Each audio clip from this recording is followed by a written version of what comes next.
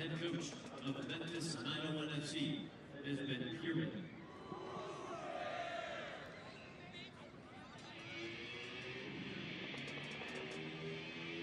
And offense, let's meet the starting 11 for your Indy 11. In goal, 0, Sean Lewis. Number 3, A.J. Cochran.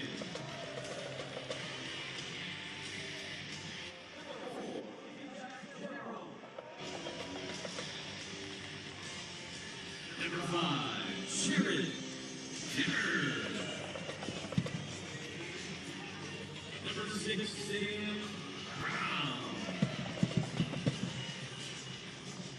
Number 8, Raul Aguilera. Number 14, Solomon Asante. Number 17, Juan Tejada. Number 20, Stefano Nino.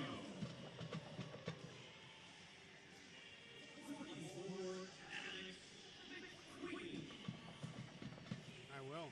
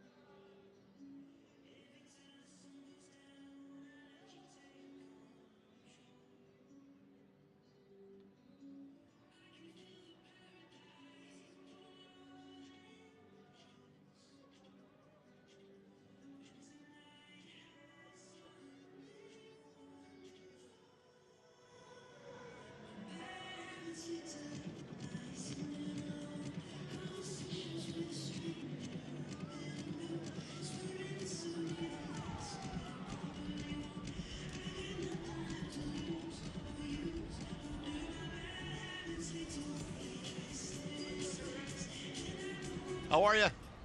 Ladies and gentlemen, please join us in a moment of silence as we honor those lost in the recent tragic shootings across our home state. We take this moment to come together as a community to support the family, friends, and loved ones impacted by the senseless acts of gun violence in Greenwood and Beach Grove.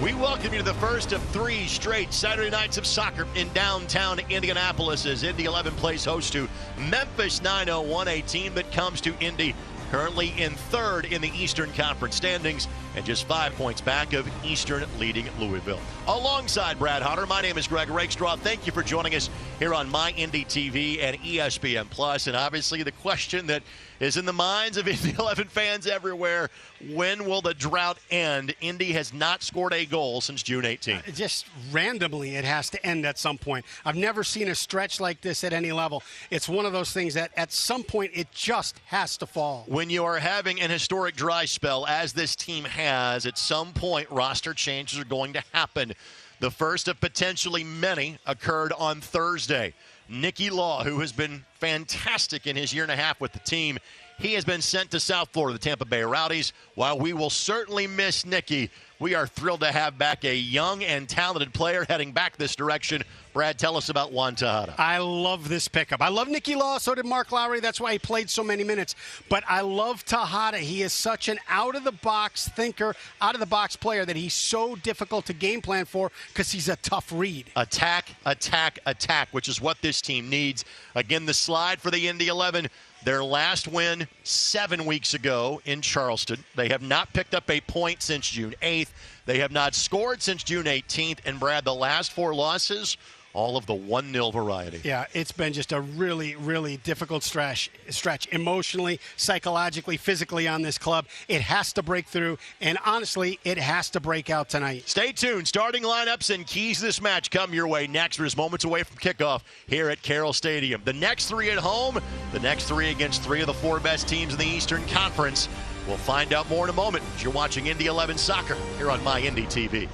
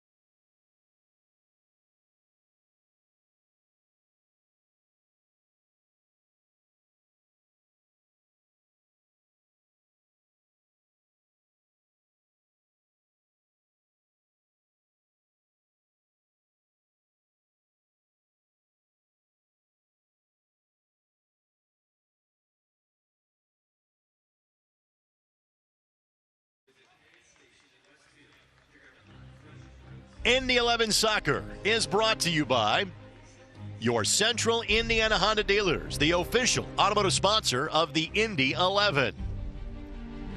And by Community Health Sports Medicine, exceptional care simply delivered.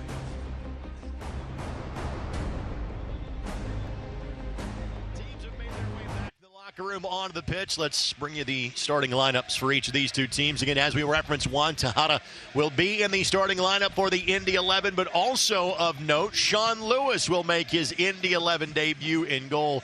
It's been Tim Trilk, and frankly, he has played well. But I think this is simply more of wanting to get Lewis some time, knowing you traded Noah Powder for him a handful of weeks ago from Tulsa. Yeah, and I think it's important to see what you got, and it's important to see what you got early because this season is kind of hanging in the balance here. On the flip side, there are some very familiar names for Memphis 901, like how about one of our favorites in Reese Buckmaster that spent last year with the Indy 11. Frankly, had it not been for a pair of yellow cards, we'd have seen another Indy 11 player from last year in Patrick Segrist. But also of note, one of the outstanding goalkeepers to come through Indiana University, Trey Muse, makes his 18th start of the season for Memphis 901. Yeah, we were talking about this pregame. There's no really superstar at USL Championship standard, but it's a bunch of guys that are that next tier that are just so good together. And Philip Goodern up top, 11 goals. That is currently the best in the Eastern Conference right now in the USL Championship. We saw Phillip last year with Atlanta United too. There is Solomon Asante. Has 3 assists for the Indy 11. Still looking for that first Indy 11 goal. Again, these two teams got together back on May 14th. That was the unfortunate end of what had been a pretty impressive winning streak for the boys in blue. A 2-1 loss in Memphis. Ben Pierman, the head coach of Memphis 901. This is an impressive story. Last year, they were kind of the underdog that surprised some folks. So maybe having success this season isn't as much of a surprise. But it's a roster that has been largely flipped from last year. And here they are 5 points back of Louisville, a team that beat them 2-1 last Saturday. Yeah, I think that speaks so highly of the front office and Coach Pierman, because you've got a whole new deck of cards and you're still winning. Chris Allen standing over the ball, and he is ready to get this started. Juan Tejada is off his right shoulder, making his Indy 11 debut. As always, we thank you for joining us for Indy 11 Soccer tonight on MyIndy TV and ESPN+. And immediately, a whistle goes up against Memphis 901. Of course, these teams saw a lot of each other last year because they were part of a division where you would play everybody 4 times. Indy finished their year with a loss at Memphis. Memphis kind of had their way with the Indy 11 last year. So given the fact they won back in May, Indy might be pleased that this is the last time they would see Memphis, unless it would be a potential playoff matchup come October. Well, I'll tell you, at this point, you need to claw your way back into the playoffs. You want to see the teams that are ahead of you, because you not only have to get your 3 points, but you got to stop them from separating. This is Graham Smith. We saw Graham last year with Sporting Kansas City. He spent 4 years with their organization, playing both at the MLS level and as well as Sporting Kansas City too. As this match is just getting started, time for our keys. The match brought to us by your Central Indiana Honda dealers, the official automotive sponsor of the Indy 11. My partner is never one to miss a theme. Elvis has entered the building. Take it away. Well done. Hey, it's all shook up. You take a look, the roster, the locker room, the lineup tonight. It's one of the things you have to do when you're a little bit off center. That's where Indy is. I like the fact that they're all shook up. Also, we talked about it a little bit ago. It's now or never. They have to start pulling 3 points from matches to close that gap. For Memphis, it rained cards in Kentucky when they played Louisville last weekend. That's why Segrist is out. Muse, who has the ball right now, he had a red card. They appealed it. They got him back in. And Goodrum is sitting 1 yellow card away from a 1-game suspension, so he's got to play a little bit differently. And then Troube, trouble. It's not just Goodrum. It's Kasiadu. It's Kelly. It's Malloy. They've got guys that can come at you from every direction. I was not aware that Kentucky Rain was an Elvis song or an Elvis a beautiful song titled song. It is one of my absolute favorite songs. I thought you were making fun of somebody's mullet. I had no idea. Now, you are wont to ask me trivia questions during the course of a broadcast. Yep. Are any of them going to be Elvis related tonight in terms of the trivia questions? None. Okay. I just have emptied the tank on Elvis information. So you're not going to include the fact that Elvis's last performance, the anniversary of that was 45 years ago, just in the last few days at Market Square Arena in downtown Indianapolis. No, I was going to save that for not a trivia question, but just to kind of show some of the knowledge that I possess. But you just took that from me. I take a lot from you, sir. You really do. You really do. Fernando couldn't get a controlling touch, though, and coming for the Indy 11. Quick check of the injury report. It is brought to us by Community Health Network Sports Medicine, the official sports medicine partner of the Indy 11. And things have not looked good for the Indy 11 the last few weeks. That's a good-looking sign on the injury update. Brian Meredith, again, is going to be a long-term issue with that hand. And again, now with Tim Trilk and Sean Lewis on the roster, it is fair to question, will Brian Meredith play in a game for the Indy 11 again? But the other name to note that is not on the injury report is Brian Rebellin. Brian Rebion. I pronounced it the way that Mark Lowry would. Sorry about that, Brian. I'll get your last name right. Rebion. There we go. He has missed a good chunk of this season from April on because of a knee injury. Giveaway here. Opportunity here. Fernando misses it off the bar. Follow-up opportunity from the edge of the 18. Deflected, and Lewis makes a sprawling save. And Cochran then from the seat of his pants clears it, draws a foul. And maybe that's a sign the brakes are turning for the Indy 11. 4 minutes into the match, you turn it over to the Eastern Conference's leading goal scorer at the top of the 18. He plays a great ball to Fernando.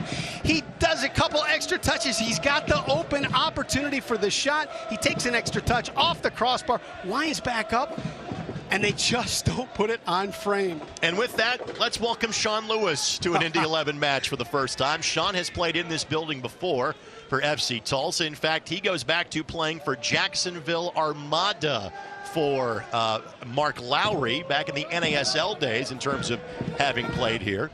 Again, he was acquired in exchange for Noah Powder a couple of weeks ago. It has been Tim Trilk's net, and again, for the things that have gone wrong for the Indy 11, Tim has not been a part of that group. Tim has played well. Again, I think this is wanting to give Lewis an opportunity. That win right there is part of the reason why Juan Tejada is on the Indy 11. He is just such a scrappy, such a fighter. He creates opportunities out of absolutely nothing, and that's what makes him such a difficult read. Press, attack, everything forward. That will be the mantra of Mark Lowry tonight. That's what he wants to see from his team, and a foul has been called against Leston Paul of Memphis 901. Yeah, and it goes back to things that he was talking about early in the season. He doesn't want a one-and-done attack with the shot, and then you have to defend. He wants sustained attacks. So if you play this game in the attacking half, in the attacking third, and you're pressing, looking for repossessions, you win that battle of field position.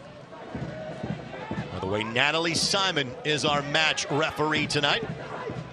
She had the whistle as the veteran in Paul from Trinidad and Tobago fouled the now second player in terms of matches played in Indy 11 history, Ioze. Tonight his appearance 113 for Io in an Indy 11 uniform. He is 2 matches away from equaling Brad Ring's total of 115 matches played in an Indy 11 uniform. Unreal. And you know, you take a look at the miles on his body and the age. For him to be able to still bring it every week is impressive. So Io on the throw. Here's Raul Aguilera. Aguilera, the next to last goal for the Indy 11 back on June 18th, and then he commits the foul on Leston Paul. Paul, one of the handful of players back from last year's successful season in West Tennessee. And that's a veteran drawing a foul there. He knows that Aguilera's on his back. He just stutter steps a bit and allows that contact and then goes down. And by the way, I like the immediate sign of sportsmanship. Aguilera offers his hand and says, "Hey, my apologies," as Paul shakes it while the play is going on. And a handball has been whistled against the Indy 11. I wouldn't say just outside of the 18, but close enough to make you just a little bit worried here in minute number 8. Well, I tell you, Malloy is lethal on restarts. I think he's got 6 assists this season. He's killing it, you know, as a finisher and as a playmaker. And all of his assists have come off of restarts. This match brought to us by Keystone Construction. Keystone, it's more than construction. We build a vision. And in talking with Mark Lowry for Soccer Saturday this morning, he said that Malloy might get his vote for Player of the Year in the USL Championship. That is how important he has been to Ben Pierman's attack. So Malloy and Fernando standing over this one. Fernando has been a guy that has appeared off the bench in more matches than not. And before we hit a restart here, Natalie Simon didn't like the way that was shaping out, so she'll have a talking to with a couple of different players. Laurent Kisiadou available for selection off the bench for Memphis tonight. Malloy sends it in. Jerome got to it first. And Malloy will settle. That's a great serve. In between Malloy and Jeremy Kelly, they have combined for 13 assists. Solid shoulder to shoulder from A.J. Cochran. An immediate restart distribution from Sean Lewis to Ioze. And now he's got Pino. Pino is onside. He's got 5 players tracking him, but space on the left flank. Plays it across and came close to finding Tejada. Asante! The streak is officially over. It felt like 40 days and 40 nights. It was actually 35. And for the first time in 459 minutes, the Indy 11 have a goal. It is time to cue the smoke from the BYB, and Indy has a 1-goal advantage. Oh, I'll tell you what a hit. It could not have come at a more desperate time for Indy 11, and it comes off the foot of Asante, I believe. That is one of those milestone goals in his career. That is correct. If you include all competitions, that is his 55th goal at this level.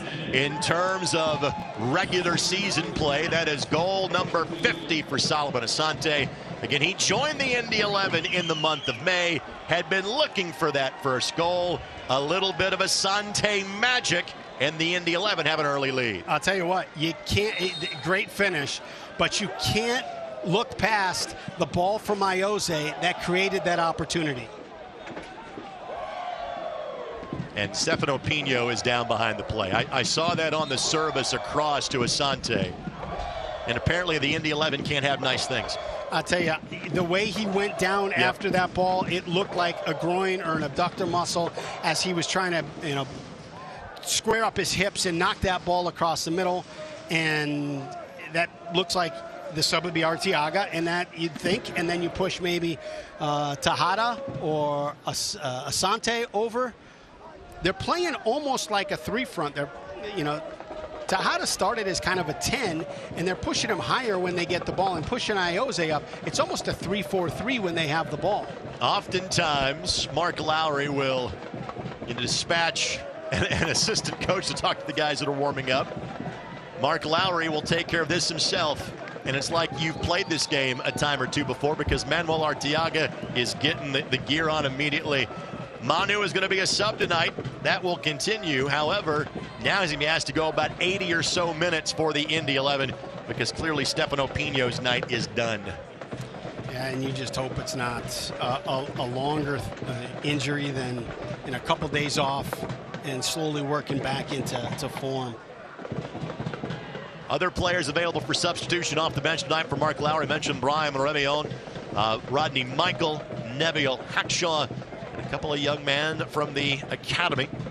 Chris Revelorio and Diego Sanchez also available for selection tonight. Look, I kind of think out of the box at times. This will never happen. But what about Hackshaw up top? Would that be something just so incredible to see? Necessity sometimes is the mother of invention. Oh my God. Now this would be a good time to potentially throw a trivia question out there. All right. As we have a little tap dance to do until Stefano Pino can exit and Manuel Arteaga can enter the match with our substitutions brought to us by Jiffy Lube of Indiana. So I always kind of get some easy ones. Yes. Get you warmed up. And again, for those of you that are watching on ESPN Plus from outside of Indianapolis, Brad always tries to ask me some trivia questions that connect these two towns in Memphis. And Brad always tries to. I do ask you questions. Okay, tries to stump me on questions. Okay. And there's a great Indianapolis-Memphis sports connection. So question number 1 for you is what? All right, this will be okay. This would be a tough one. No, this would be an easy one for you. Okay. This athlete was born in Tennessee. Okay. Worked at DePaul University. Okay. I introduced her. Okay. Got it yet? No. Out of the top 50 athletes out of Memphis, out of Tennessee, she was voted number 1. I have no idea who you're talking. 3 gold medals in Rome. In Rome.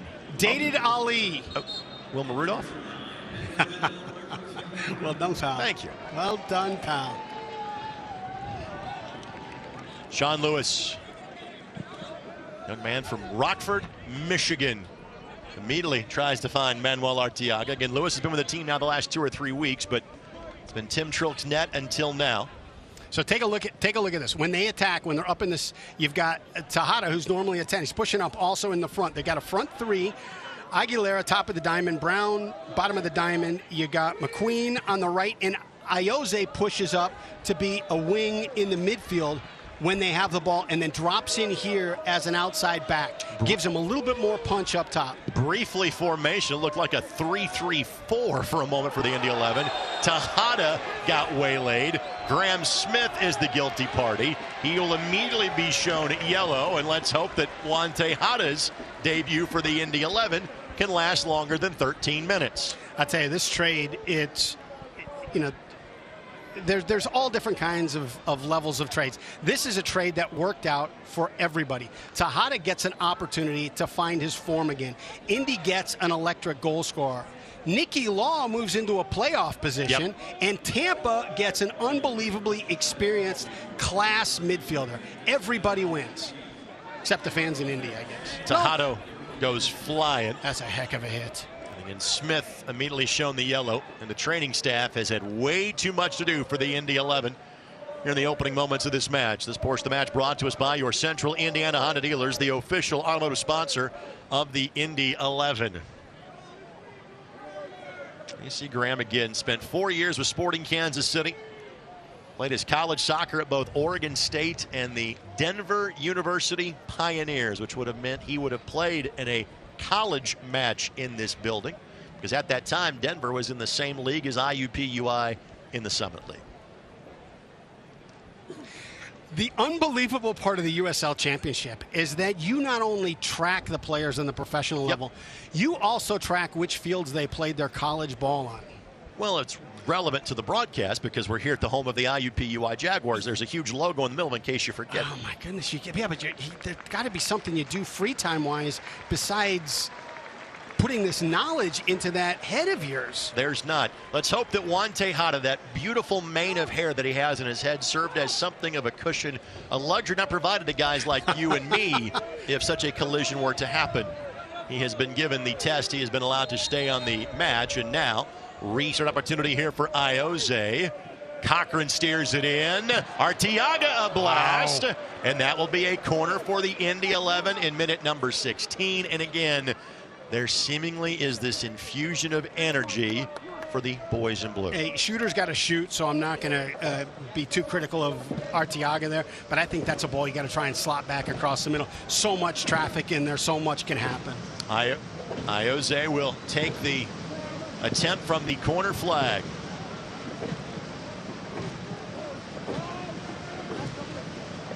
He's got Asante short.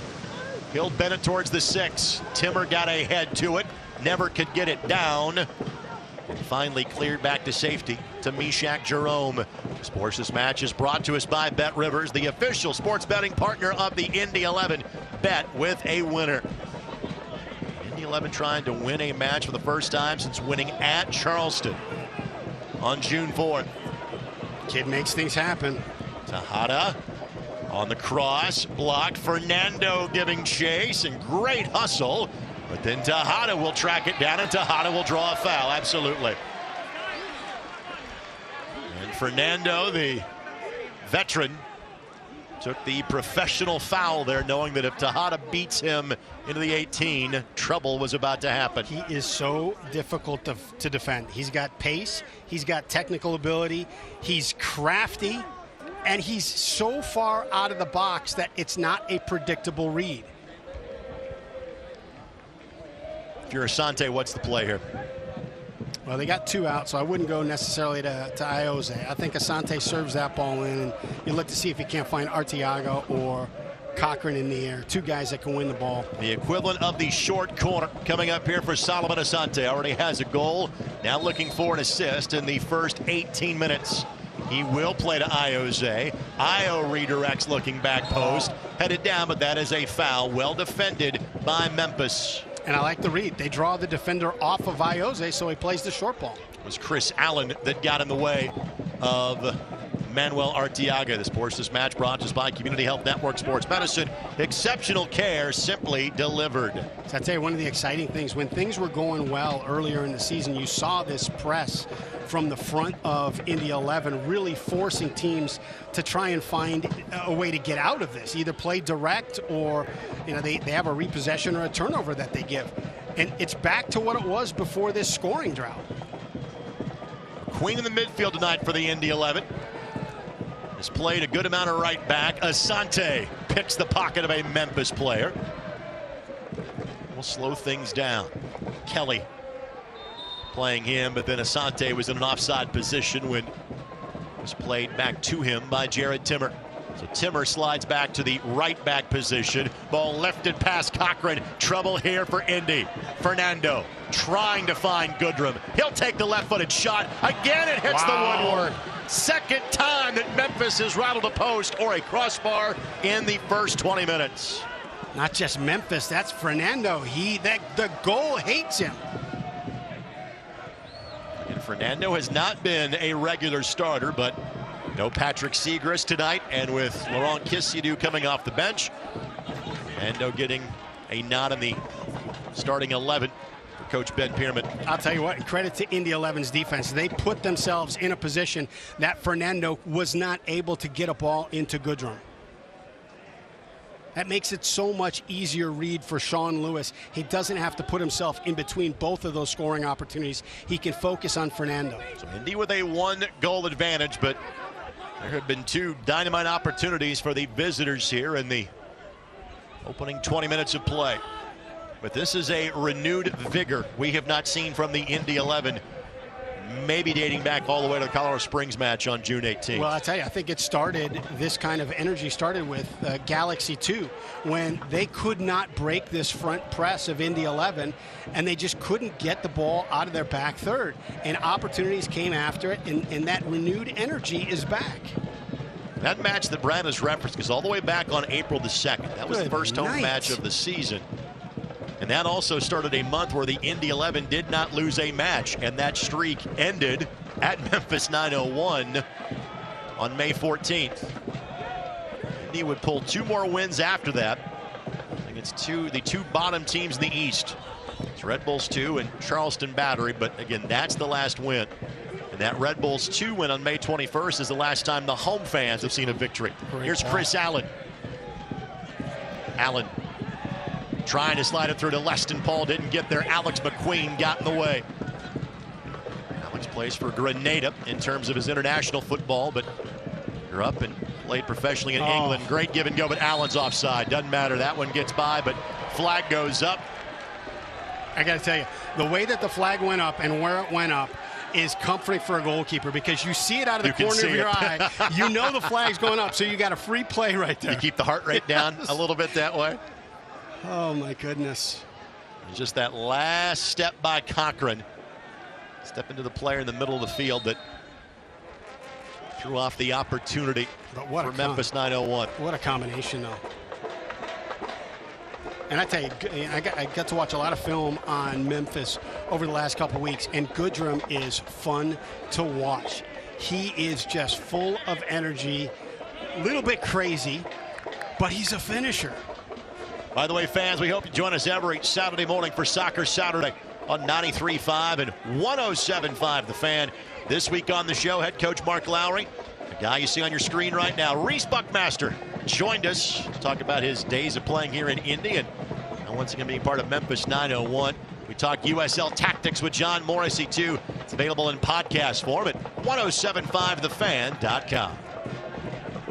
John Morrissey, the dude's incredible. Amazing the amount of soccer he watches every week. Incredible. And for those who don't know, from Indianapolis, Buckmaster, he is onside. Buckmaster slides it across, taps into the back of the net, and we are tied at 1. Wow. Buckmaster could have had the goal. Instead, he gets the assist, his 4th of the season.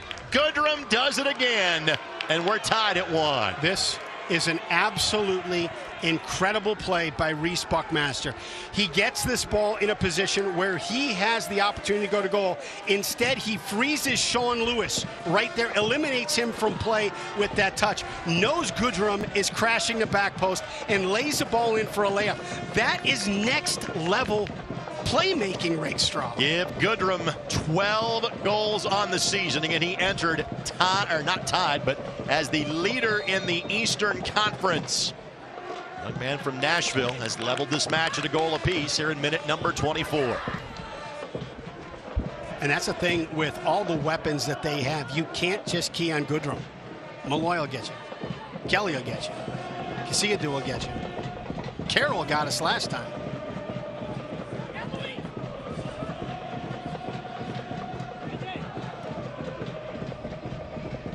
What a turn. Aguilera knocks it forward.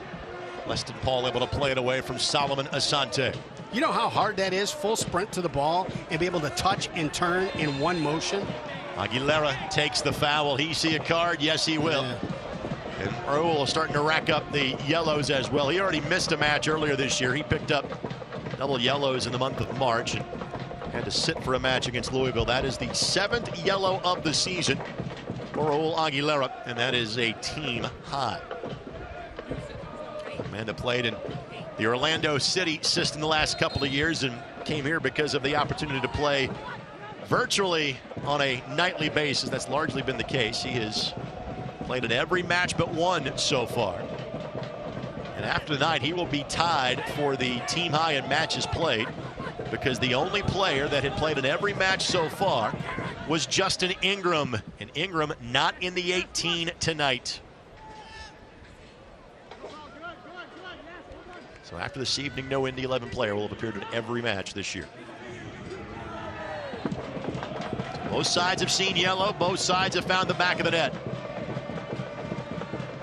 And more chances so far for Memphis 901. Here's another one right here. He just makes things happen. This is Allen.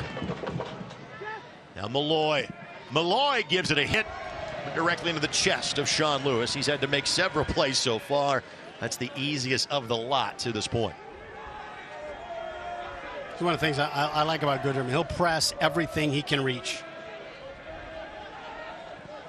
Of course, this match brought to us by Keystone Construction. It's more than construction. Keystone, we build a vision.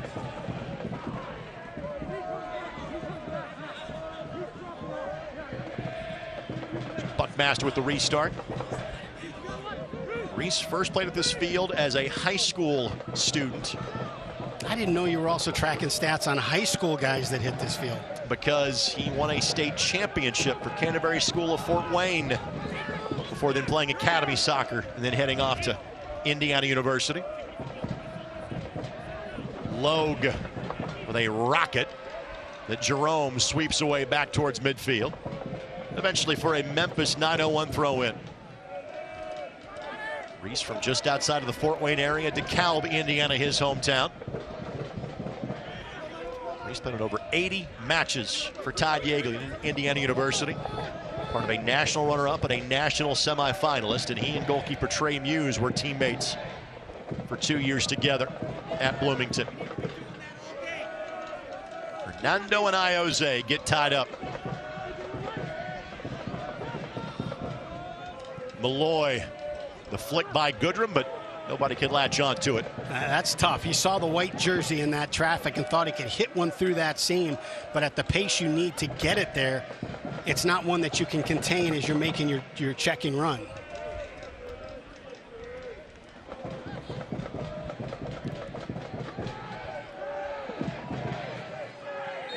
And Arteaga whistled for getting there late and got the foul. The reigning title holders visit in-state rivals as the USL and ESPN2 continues. Orange County looks for a late season surge against Sacramento Republic Sunday, September the 18th at 5 o'clock on ESPN2. By the way, best of luck to Sacramento Republic.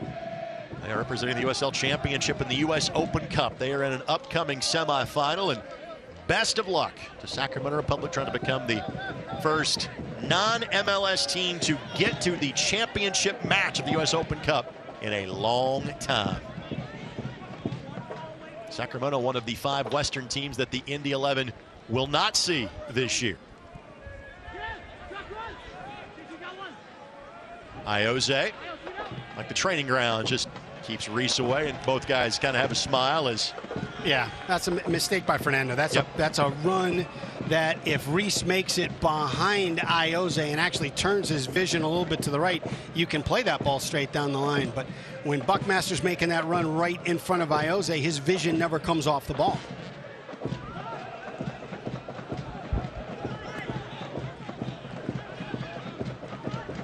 Here's A.J. Cochran. Surpassed the 150 matches played milestone a couple of weeks back in the USL Championship. Good looking ball here to Jared Timmer. I like that ball. One of the things, he recognizes that Timmer's got space in front of him, so he leads him by 15 yards. Actually has Timmer sprinting into the ball and into that space. Great switch to the attack by Meshach Jerome. Meshach's been dealing with an ankle injury dating all the way back to April. Give away to Logue. And Memphis relaunches quickly. Goodrum finds Fernando. Fernando is onside. Plays it across, doesn't get through. Goodrum goes down, shot, then lifted open over the bar by Lewis, and it'll be a corner, but let's see. Make sure Goodrum is all right. He's kind of got caught up in the wash that time.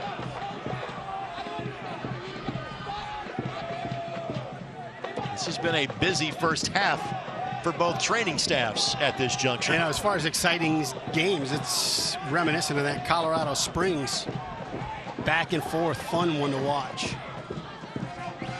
Not sure there was much in that.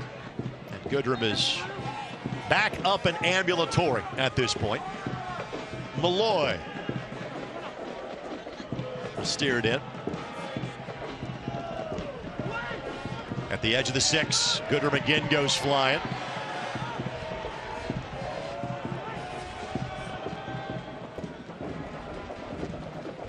He got the first goal, Memphis the second.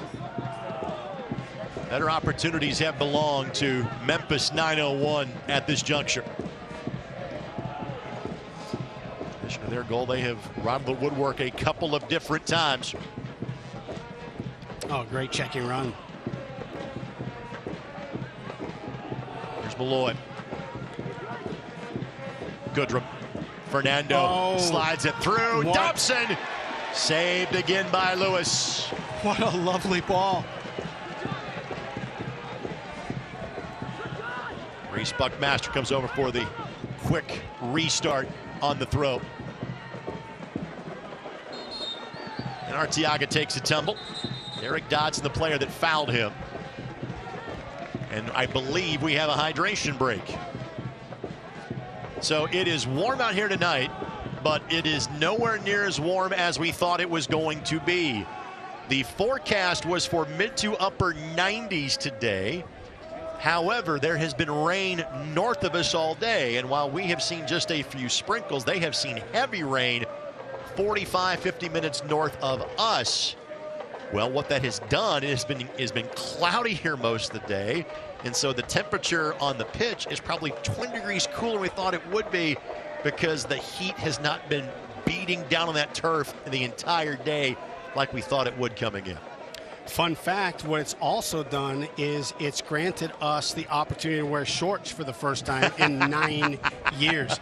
Fun fact, fun fact. You got another fun, fun fact or a fun question to ask me? Yeah, let's get, because hydration breaks tend to equal trivia time. Okay, here we go. Yes, sir. This quarterback, I've even fudged the first couple words here. This quarterback played for the Indianapolis Colts as well as the Memphis Maniacs of the XFL. Boom! Do I get any other hints? I said quarterback. Yeah, quarterback. Yeah, thank you. Let's see, what other hints can I give you here? Okay. Played with the Los Angeles Avengers of the Arena Football League, played for the 49ers, the Dolphins. It was a cup of coffee with the Colts. Was Jim Druckenmiller? Is that who it was? Did I get it right? Son of a gun. Apparently I did. Okay, 2 down.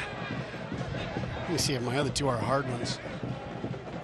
And this is how we kill hydration breaks, folks. So those of you watching outside of the Indianapolis area. And alongside Brad Hunter, my name is Greg Rakestraw. Thank you so much for joining us for Indy 11 Soccer here on MyIndy TV and ESPN Plus, and you look flummoxed. Well, yeah, because it's a hydration break and no recognition of the fact that we just pushed through it without hydrating. We went right to trivia and just kept going. Oh, that was a hydration break for us as well? I thought so. Well, I'll keep talking. Enjoy your bottled water. Ayoze. Look at him. Trying to work around Fernando and Unreal. Had cleared him by the time the whistle blew. Imagine being a young player trying to get the ball off Ayoze.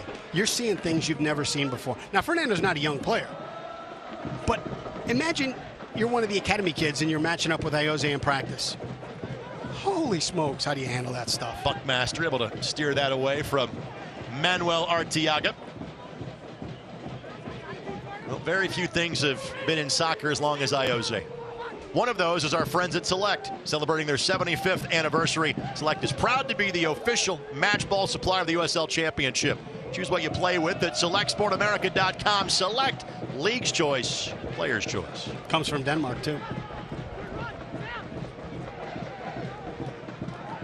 Fernando again the target. Wow. Malloy gives it a hit, and again directs it immediately at Sean Lewis. Tell you what, that was a missile. The first one he hit from about 30 yards out was a pretty easy one to navigate, but this one's about 5 yards closer, and he gets a hold of it.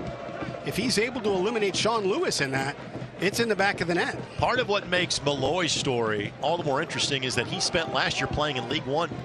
He played at Forward Madison last year. He is a 2020 MLS Super Draft pick of the Portland Timbers, and then spent that year with Portland Timbers 2 in their last year in the USL Championship. But you look at the talent level across all the USL divisions, it's good. So you take a look at Forward Madison. Reminds me of Connor Antley, who was here. Correct. Was a League One guy. Nick Moon, League One guy. And then they both wind up, I mean, Antley has been a fixture in Tampa Bay since he left here.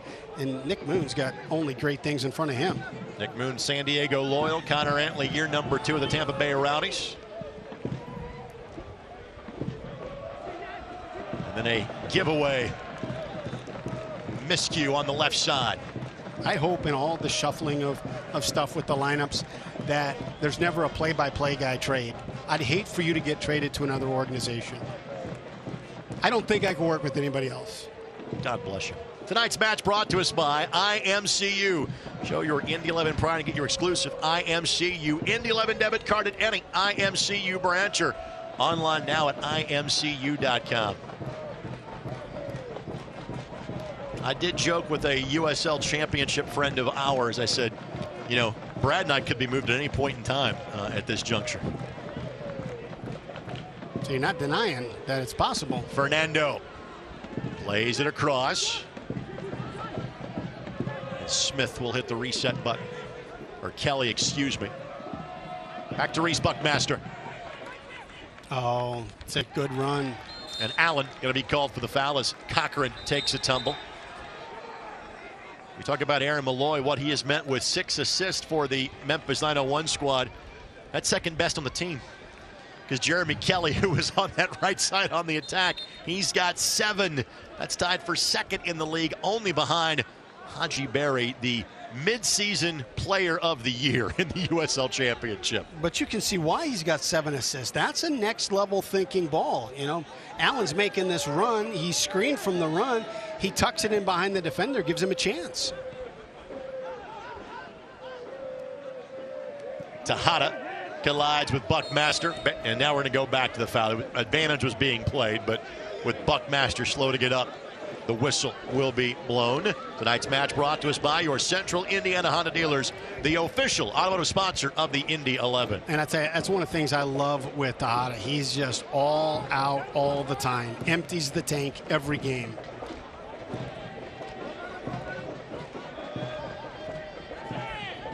Now, I know you can't keep the press on all the time, but Indy's relaxed it a little bit. It's a little bit easier for Memphis to find their way out of the back third. Foul going to be called against Sam Brown. Let's face it, when you have had the struggles that Indy has had over the course of the last 6-7 weeks, frankly become less concerned about what the other team does, and everything is internalized. What are we doing? So if you're Mark Lowry, how do you feel about what you've seen in 38 minutes from your squad? Well, unless he's called it off, I don't like the fact that you've dropped your press about 15 to 20 yards. I thought you made it very difficult for Memphis to build. From the outside of the 18 and nothing doing there. As Lewis could watch that one roll by to the outside of the far post. This is the first of 3 consecutive games against the upper crust of the Eastern Conference. Tampa Bay rolls in here. Next Saturday, the Pittsburgh Riverhounds will be here on August the 6th. Those are both teams Indy has shutout losses to at different stages of the season. Indy 11 lost in Tampa Bay 2-0 back in week number 2 on March 19th.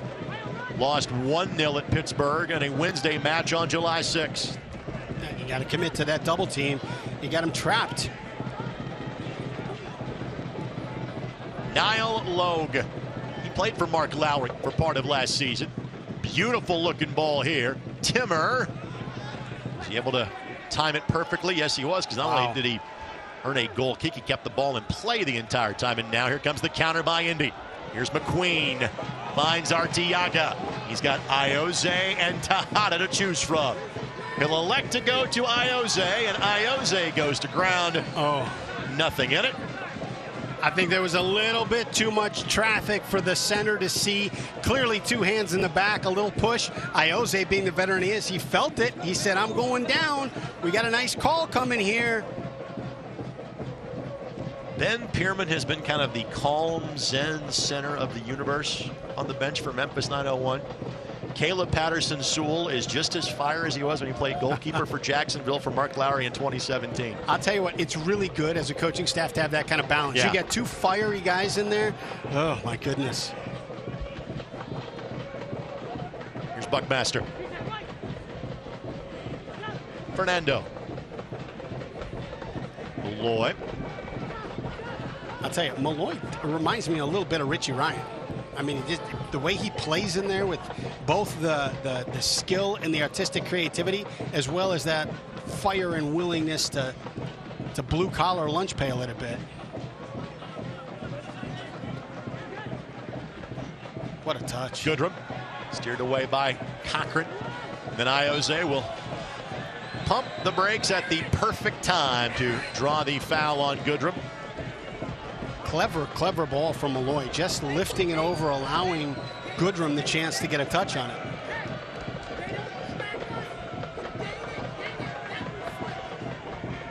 Sean Lewis will buy some time to allow Iowa a chance to head a bit further up the pitch. There you see Ben Pierman.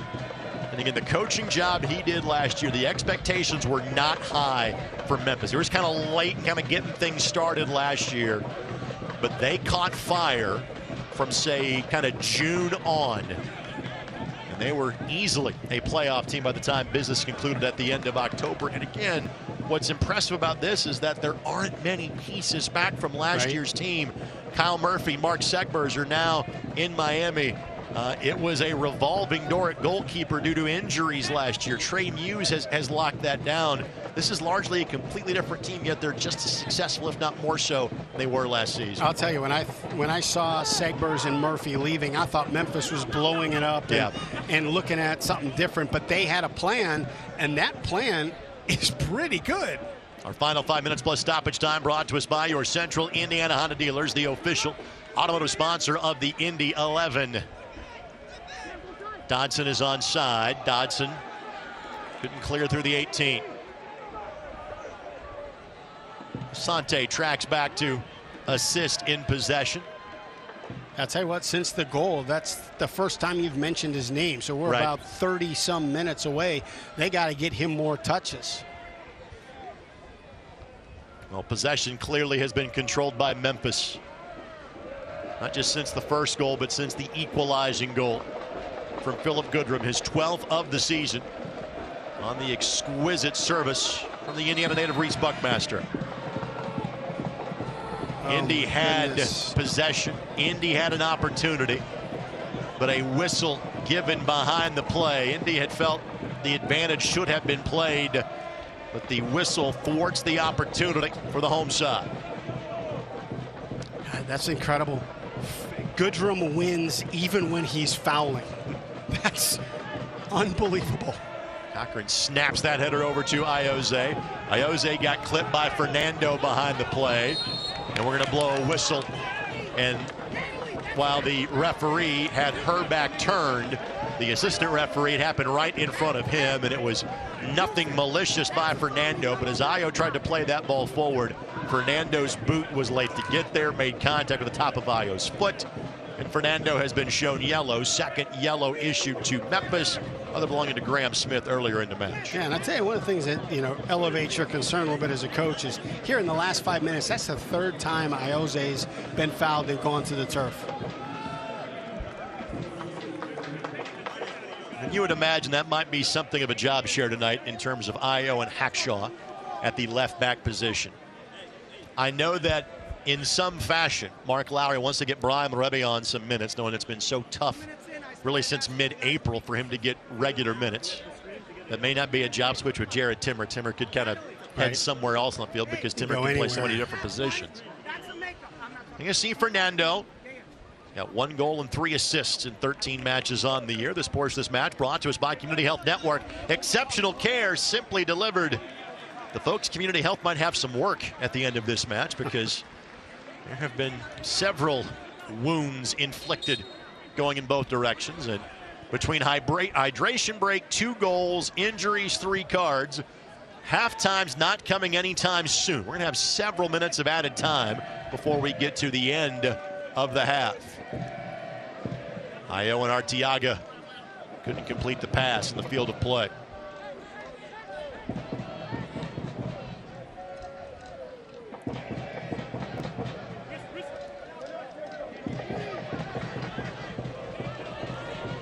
Indy earlier tonight breaking a goal drought dating back to June 18th.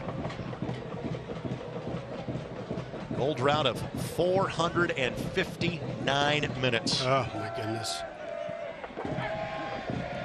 We made the biblical reference of 40 days and 40 nights. It wasn't that bad. It was close. It was 35. Good 5 find. minutes of added time. The 4th official shows to the world on our ESPN Plus feed. So plenty of time as expected. Brad, what has impressed you the most about this Memphis side?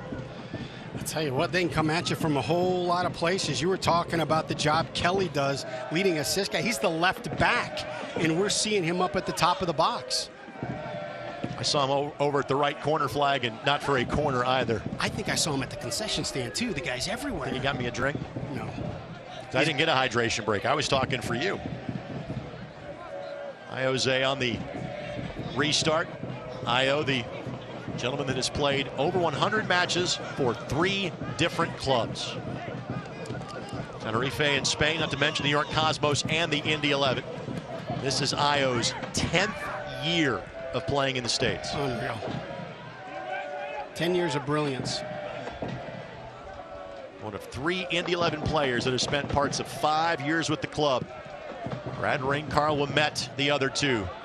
Right idea by Timmer. There's nobody there to connect to the back end of that ball, and then Niall Logue. See, I tell you what, early on, that is a ball right there, a ball that turns Muse away and is a difficult ball for him to handle. Early on, that's a ball that they send bodies at. Jerome does just enough to keep Goodham off the ball, and as the ball goes back to Sean Lewis, gives us a moment to tell you about our friends at Wish TV. Of course, Wish TV is your local news source. Tonight's news begins at 10 o'clock, both on Wish TV and right here on My Indy TV as well.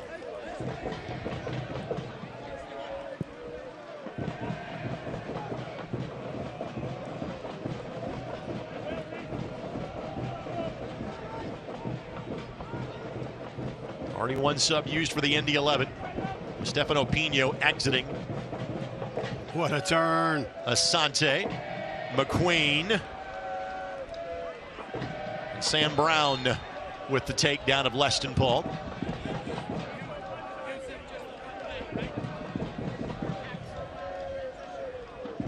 Pino exiting what we pretty sure was a groin injury after playing a great ball across that found Solomon Asante. So Manuel Arteaga will get starters minutes tonight, even in coming in off the bench. So Indy has 4 more substitutions in which they can use at half number 2. Buckmaster goes to the turf. Arteaga with the guilty party. Great looking ball here. Goodness. It's Kelly that will track it down. Timmer tries to slow his progress. Tejada.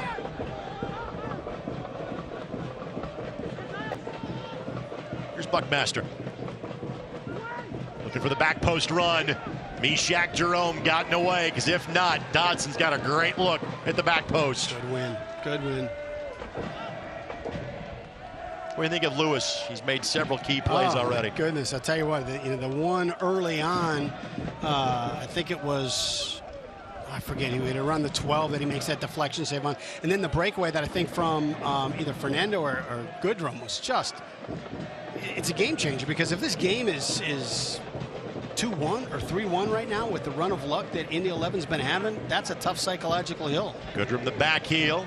Iose sweeps it away. Oh, clever. Now Arteaga trying to find a sliver of space. Time is of the essence here. Well defended by Graham Smith. Hyatt Place and Hyatt House, downtown Indianapolis. Experience comfort in downtown Indy. Their lengthy ball that Cochran will track down and simply play that ball to the side.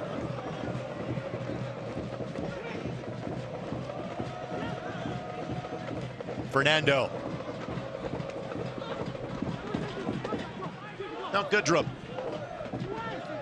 Again, Timmer the win, but Allen in a dangerous spot. Ball did take a turn, but again deflected directly at Sean Lewis. That's tough. That's tough. It's hit at the top of the box, nicks off somebody around the 12, and is bouncing. That's a tough ball to handle.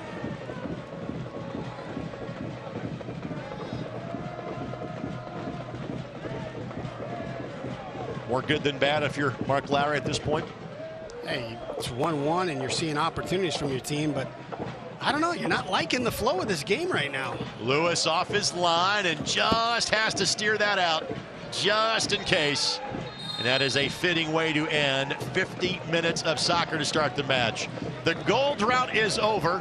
It's not exactly in a 3-point paying position are the Indy 11. The lead was short-lived as Philip Goodrum found his 12th goal of the campaign. Mark Lowry, Matt Williams, Gabe Zapponi will talk to the boys in checkers and blue tonight and see if they can find at least one more goal in half number 2. Stay tuned. We'll have highlights of half number 1, stats from half number 1, and a look around the entirety of the USL Championship. Both sides have a goal. And for the first time in a long time, it's the Indy 11 that have a goal. A goal apiece here at Carroll Stadium in downtown Indy. Back in a moment on My Indy TV and ESPN+.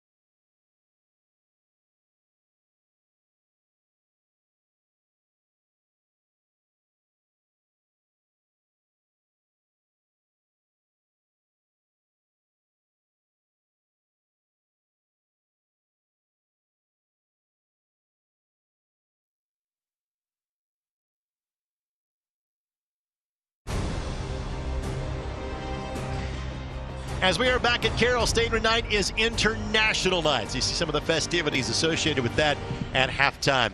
For tonight, Indy 11 fans, remember this is goal night. When they scored one for the first time in 35 days, it is 1-1 at halftime. It's one of the top sides in the Eastern Conference in Memphis 901. Solomon Asante gets his first in Indy 11 uniform. Philip Goodrum gets his 12th of the season to answer. And even though pace has been controlled by Memphis since then, on the scoreboard, still deadlocked at 1. Alongside Brad Hodder, Greg Rakestraw with you. Brad, overall, your thoughts on an exciting and right now level par opening 45 minutes? Well, you talked about it. The last half of that first half was controlled by Memphis. Ever since Indy has dropped their line of confrontation, Memphis has been able to build and retain a lot of the play and create more opportunities. Indy 11's got to step that line back up and make it difficult for them to get into the middle third. All right, so with that, let's kind of walk you around the USL Championship. We'll start with our team of the week in the USL Championship, and there are always players that we know very well in this group. Brian Ownby representing Lou City. Mache Galena that scored twice against the Indy 11 back on June 18th among those that are recognized. And, of course, Haji Berry, not just being on the team of the week, he was one of the 5 mid-season honorees by the USL Championship, a very deserving player of the opening half of this season. Yeah, I was watching the match last night, so they were trailing Charleston 2-1, and he just flipped the game himself with his energy and his equalizer. You could argue that he had a 25-goal season last year. He's been better this year because he has other weapons around him, and he has been just as key in distribution. League-high 8 assists coming into last night's game. You know how tough that is to do when you score 25 goals and you're that much of a goal scorer, to say, look, I've got other weapons. I can share the ball a little bit. I can't because I never scored 25 goals in a professional season. But I get the direction that you're going with that. So with that, let's talk about news and notes from around the USL Championship as well. 3 storylines to focus on coming up here at halftime. In terms of other things that we can discuss as part of the broadcast, well, there's news. We'll go to the middle of the graphic. Robbie Mertz is going to be at Carroll Stadium in a couple of weeks playing for a team that he used to play for, the Pittsburgh Riverhounds. He has spent the last year and a half with Atlanta. That is a huge pickup for Bob Lilly as they try to cement their playoff position and make a deep run in the Eastern Conference. Absolutely love Robbie Mertz. He is the engine of whatever team he plays for. He was the engine of the Riverhounds. He came to Atlanta, was the engine there. And just like Nicky Law, this move puts him in a playoff position. W League final is about to kick off between Minnesota Aurora and South Georgia Tormenta FC. Obviously a great season for the Indy 11. Final match of the inaugural W League season is tonight. And coming up in 2025, one of the larger markets without professional soccer in this country will have it as USL NOLA, New Orleans, Louisiana. They'll begin playing in 2025. Stay tuned. More Halftime Show comes your way next. Indy 11 and Memphis 901 are tied at a goal apiece on MyIndy TV and ESPN+.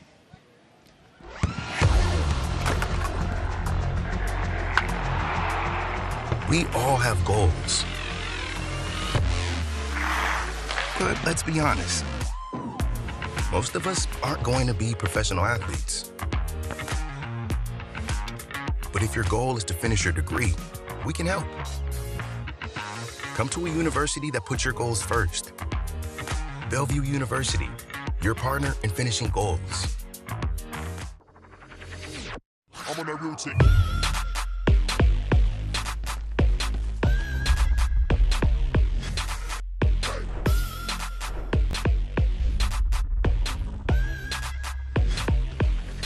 I'm on that routine.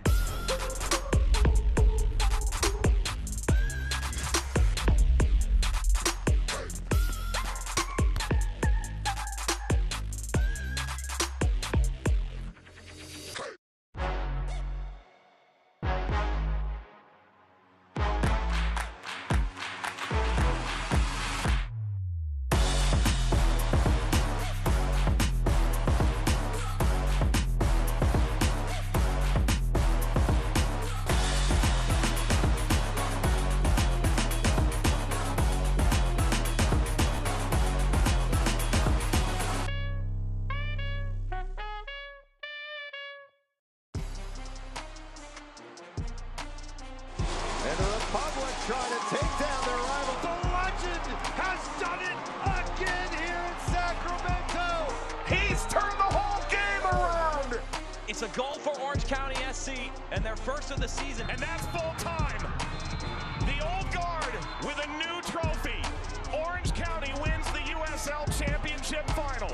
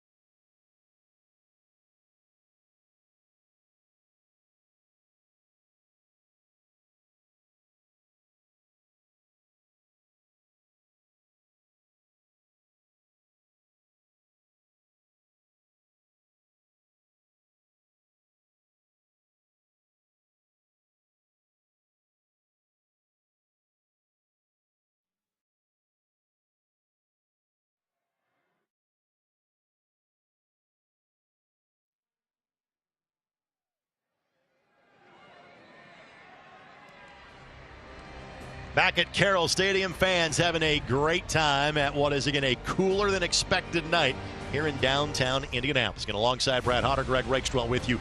Thanks for joining us on My Indy TV and ESPN Plus, a goal for each side. A quick look at the standings in the Eastern Conference. And again, Memphis is on the right side of the playoff line. The Indy 11 is not as it currently stands. Indy is currently 9th of the 14 teams in the East.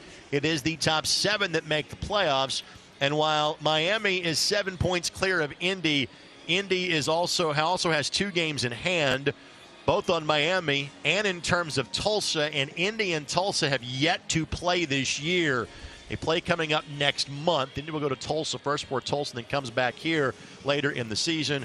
Again, first things first, you got to get the ship right if you're the Indy 11. Right. But the playoffs are still a possibility. Now, with that, take a look at the out-of-town scoreboard. Again, one game last night. Late, goal by Charleston takes 2 points from Colorado Springs. Always electric when the Switchbacks are involved. That was a 3-3 draw. Other key notes in terms of playoff positions. Detroit City leads New Mexico United 1-0. Tulsa's got a 1-0 lead at Birmingham.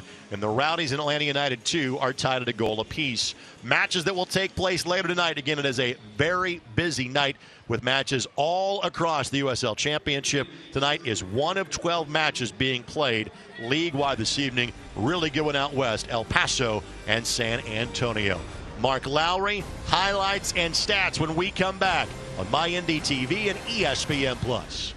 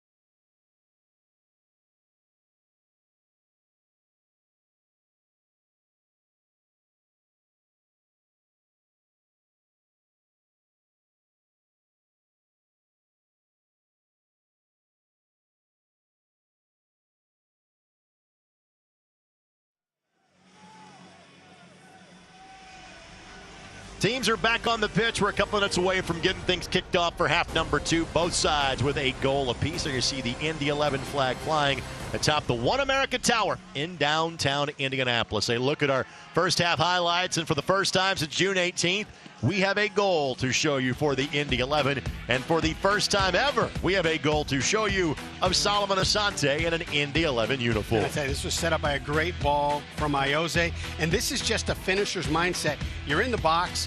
You got your back to goal. You're just looking to put it on frame to make something happen. And again, that was in minute number 9. The scoring drought ends at 459 minutes. But credit to Memphis. They were attacking before the goal. They attacked after the goal. They found the equalizer. Frankly, might have had 2 or 3 goals and not been for the play. A first-time Indy starter, Sean Lewis. I'll tell you, unbelievable reaction save on that first one. Great breakaway save here. But you take a look at this. If not for 2 great saves by Lewis, a crossbar and a post, don't be too happy with the 1-1 position. You could be down 5-1 at halftime. So you see Matt Williams down on the sideline, but I think we're unfortunately having some technical issues. So we'll let Matt get back to the bench because second half activity is about to get started. Looks like no changes for the Indy 11. Again, they've already made one change, and again, I expect to see Brian Rebion in there at some point in time. We have a chance to talk to the coach. Unfortunately, either Matt or Mark, but what halftime adjustments, if any, do you expect to see from the Indy 11? Well, I'd press that line higher because they were so effective in that first 15, 20 minutes. When they dropped the line of confrontation, the game tilted towards Memphis.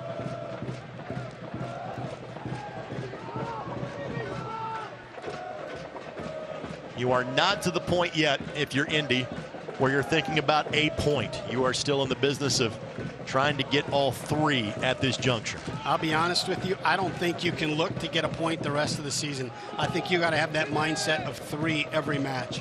And you talk about having to catch Tulsa ahead of you, and they're 1 up on Birmingham now at the half. But Miami's where you guys set your sights right now. They got that final spot, and they're 7 points ahead. That's 2 wins. Asante. Great ball. Looking ball to Alex McQueen.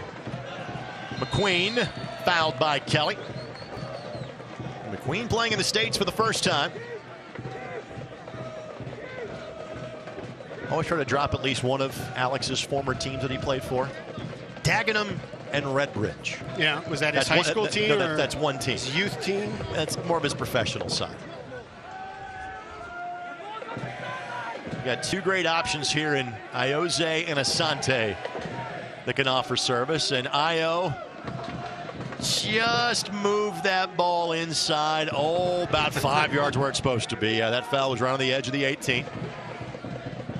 Well spotted by both our referee as well as the Memphis players that were complaining about the real estate that Ayo was trying to buy.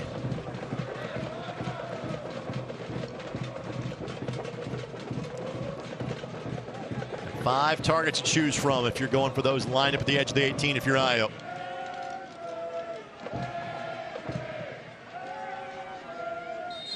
Go ahead has been given. They'll play it short to Asante. Asante looking back post. Tejada! Got to head to it. Didn't get everything he wanted to on it. But Trey Muse hasn't had much to do the last 35 or 40 minutes. Makes the play. And you see Trey again from Louisville. Played at Indiana University. Spent 2 years at IU. Then was on a contract with Seattle Sounders for 3 years after that. Well, we're showing you Trey, a bit of a giveaway. Opportunity here for Indy. Tejada plays it across. Couldn't slide it through. Arteaga was the target. Aguilera couldn't get it to him, but it will be a corner 3 minutes into half number 2 for the boys in blue. Love it. And again, it comes off of the energy defensively. Mark Lowry showing some energy on the sidelines as well. I think he was, I wouldn't say willing to live with the results, but he was finding positives in how this team was playing up until the last couple of 3 times out. And that's where things started to go south for this team. This is Asante that will take the corner. Bending ball in. Niall Lowe got there first from Memphis. Thought for a moment Jerome might have a hit from that distance. Yeah, he looked like it. Ayoze steers it in. Again, Tejada was the target. Aguilera thought he had it lined up. But eventually Fernando and Buckmaster combined to win it away. That will be a throw-in for Memphis. Ayoze thought he had earned the throw. The official says otherwise.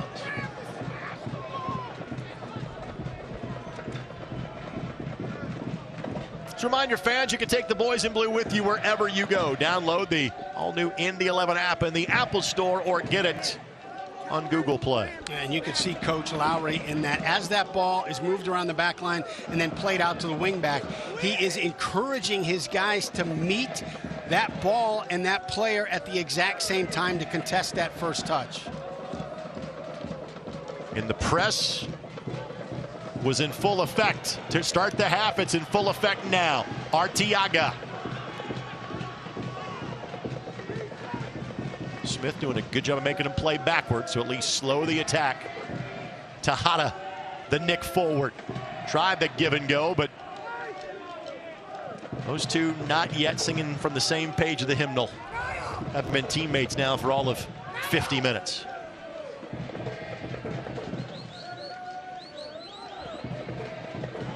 But you see, when they make it difficult for Memphis to build, the opportunities come. They sustain possession in the attacking third, put Memphis on their heels a little bit.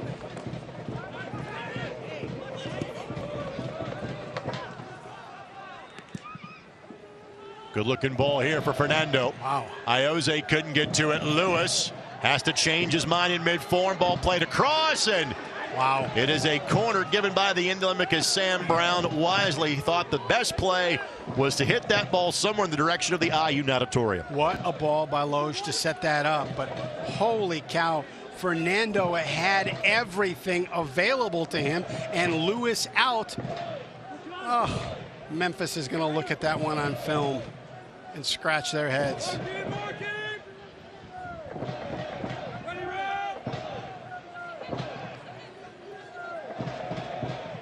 So Malloy will send it in. Cochran. Several players went down. Official just says everybody up. It went both ways. Allen looking back post. And here's the hit, and Lewis never had to lay a finger to it. Well, Sean Lewis again making his first start in goal for the Indy 11 tonight. He is the fourth different goalkeeper that the Indy 11 have played this season, and that is the most they have ever done in one season. And that is tonight's nugget of the game, brought to us by Impact Financial Group, a private wealth advisory practice of Ameriprise Financial, where you get advice worth talking about. The previous record, 3 set last year. Lewis joining Elliot Panico, Tim Trilk, and Brian Meredith as those to wear the keeper's gloves in a game so far this season. McQueen takes a tumble. Kelly guilty of committing the foul.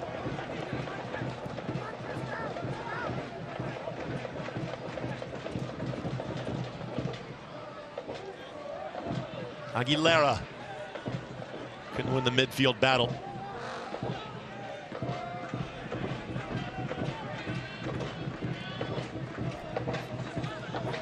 Here's Kelly.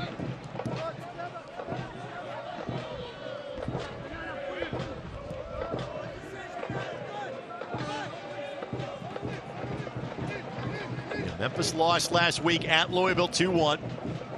No shame in that.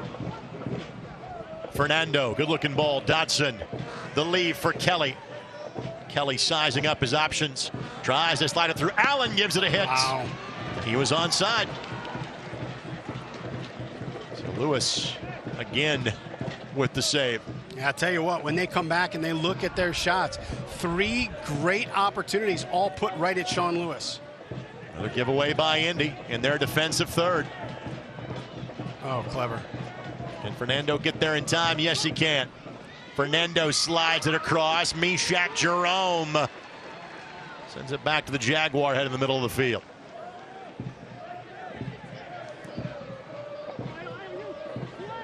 Just over Iose. Tried to play it off a Buckmaster. Instead, it will simply hit that new signage board that we see across the way.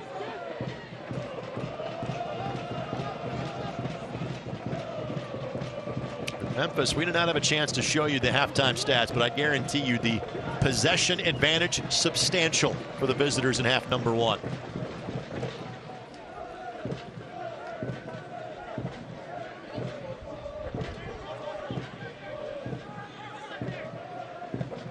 Here's McQueen.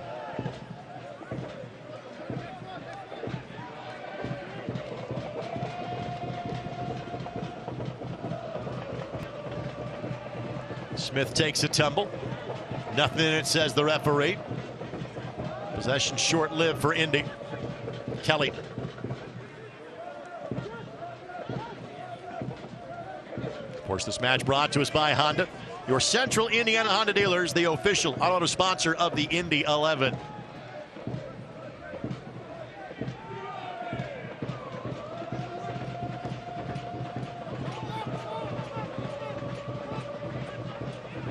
Saw a brief burst of pressure by the Indy 11.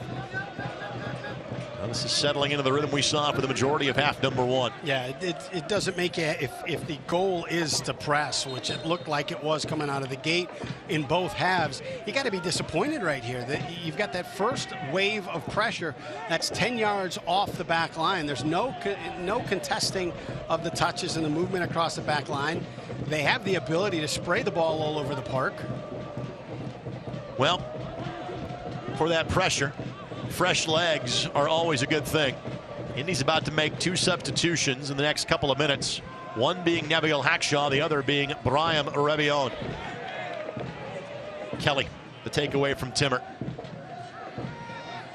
Good win back by Timmer.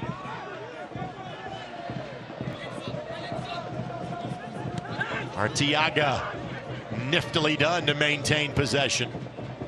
Now those substitutions in terms of Rebion and Hackshaw you would think would be at right and left back. Now the question is, do Timmer and Ioze stay in the game and start to play a bit more forward? Just exactly what numbers are going to be called. 15 and 25 will go in. Who are they replacing? We'll find out sooner rather than later. Well, it's just, you know, Indy right now is just late to every ball, so you got to bring in a little bit of energy. Tonight's game presented by Bet Rivers, the official sports betting partner of the Indy 11. Bet Rivers, bet with a winner.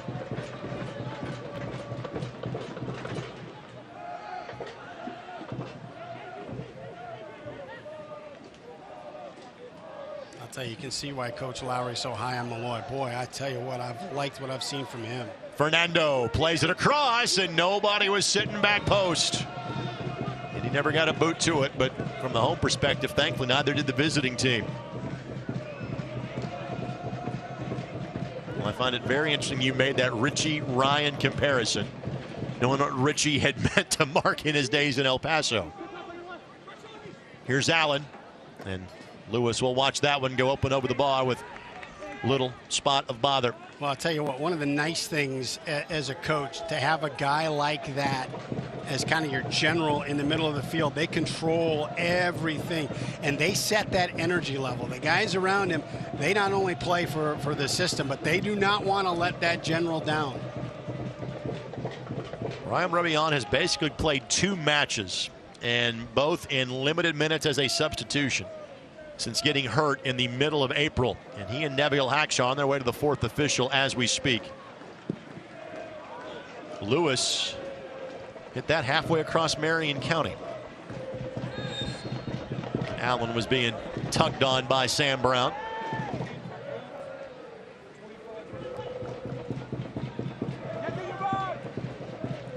Fernando.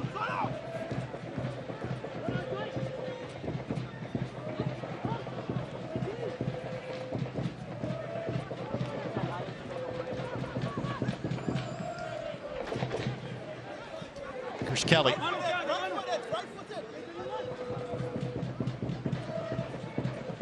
Now Dodson.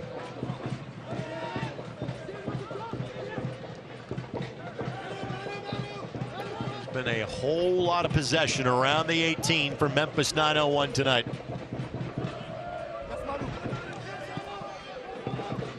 I'll tell you, credit to Memphis, you know, off the ball, there's always somebody available. But a rare giveaway, a rare bad pass by Malloy, and that will allow the 4th official to signal in our new substitutions. Our substitutions brought to us by Jiffy Lube. Rebion will come in to replace Rebion will come in to replace Alex McQueen, and then Nabil Hackshaw will give Raul Aguilera a breather. That tells me that Nabil will actually go to kind of the position that Mark thought he would play to start the year, which is more of a holding midfielder. He was kind of a holding mid in March, then went to go play in the qualifier / friendly window in late March. Couldn't get back into the 18 until mid-April. Once that happened, the guys in the midfield in Aguilera and Ingram and Brown were so well established that Nabil kind of went back to his left back position as Arteaga is guilty of a foul. Well, I think this is a double switch for a couple of reasons. Yep. So Hackshaw goes and takes Iose's spot and pushes him into the middle of the field. That allows Iose to have a little less running and ground to cover. You get the fresh legs of Hackshaw to handle Fernando, and now you get the brilliance of Iose in the center of the field right behind your nines. And Rebian is playing more of a midfield role here too, which we have not. He's been almost exclusively at right back when we saw him in the first month and a half of the season. Rebian gives chase. He played in both Jacksonville and El Paso for Mark Lowry. And while Bryan is not from here, his wife is a native of Fishers. Again, the first time we have called his name in a match in some time. Space to operate. Timmer flying down the right flank. Ball goes to Asante. That's never a bad thing. Now he finds Jared Timmer.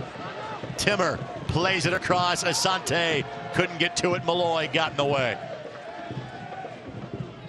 Then Asante takes it right back. Asante darting through space. Asante! Shot did not get through, and the 90 had its first Indy 11 goal. Looking for his first Indy 11 brace. It will be a corner in the 61st minute. I'll tell you what, this whole opportunity generated off of the checking run of Arteaga. He makes a when Iose gets the ball, he makes a slashing run between the two center backs to see if the ball can go over the top. When Iose pulls that ball back, Arteaga makes a checking run into that gap between the channels, receives it, and then is able to build into this opportunity that gets a great shot for Asante and a corner kick for Indy 11.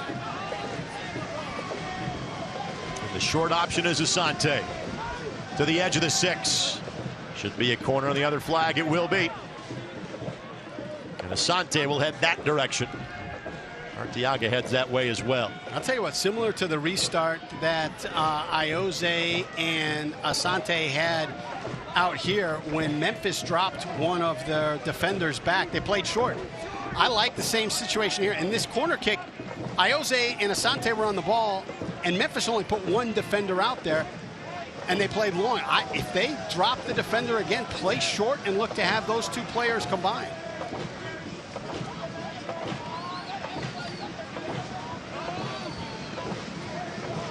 Asante sends it in. Arteaga. A couple of players take a tumble inside of the 18. Arteaga remains down. They're going to have to try to stop this. Well, Jerome bailed him out with a long distance shot, and now the trainer waved on for Arteaga. Referee was kind of two minds. Do I blow this dead and check on Arteaga now? She kind of held off for a moment. Jerome kind of made an easy call in terms of unleashing a shot that was nowhere near frame. Yeah, and you never know where the injury is, but when the two hands go to the head, you know, right, you're immediately cued in. Hey, maybe even though it might be a desperation move, if there's two hands on the head, you at least got to stop it and check. Arteaga was an injury replacement for Stefano Pino some 10 minutes in. And Arteaga appears able to soldier on. First substitution of the match about to be brought in by Memphis 901. All of our substitutions brought to us by Jiffy Lube of Indiana. Lucas Turchi will be the player coming on. He replaces Dodson. Turchi has a goal and an assist on the year. He is from Brazil. It's his first year playing in the States after spending time in both Brazil and Germany playing professionally. And do not be fooled by the 6'4", 205-pound frame. He can move, and he is really crafty with the ball.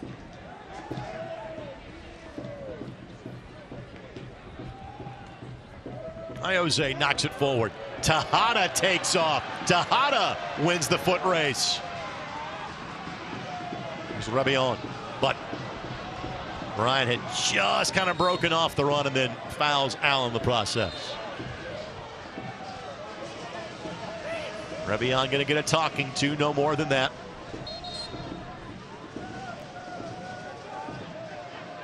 And that's a little bit sometimes practice minutes versus game minutes where, you know, in practice a guy might be checking on your back, but he's not coming in that physical to win the ball sometimes. And that'll be a foul that goes against Memphis 901.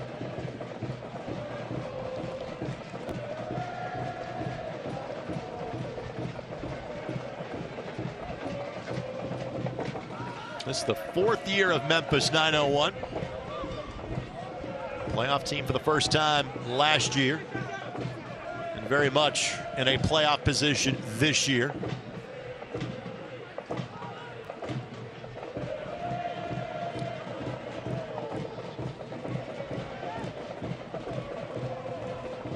Jose couldn't settle.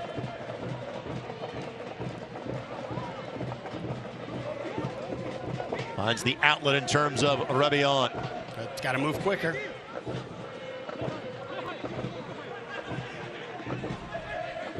Too long to generate anything. You get into the edge of the attacking third, you take 3 or 4 touches. Memphis floods that area with players, and now you're moving it back across your back line.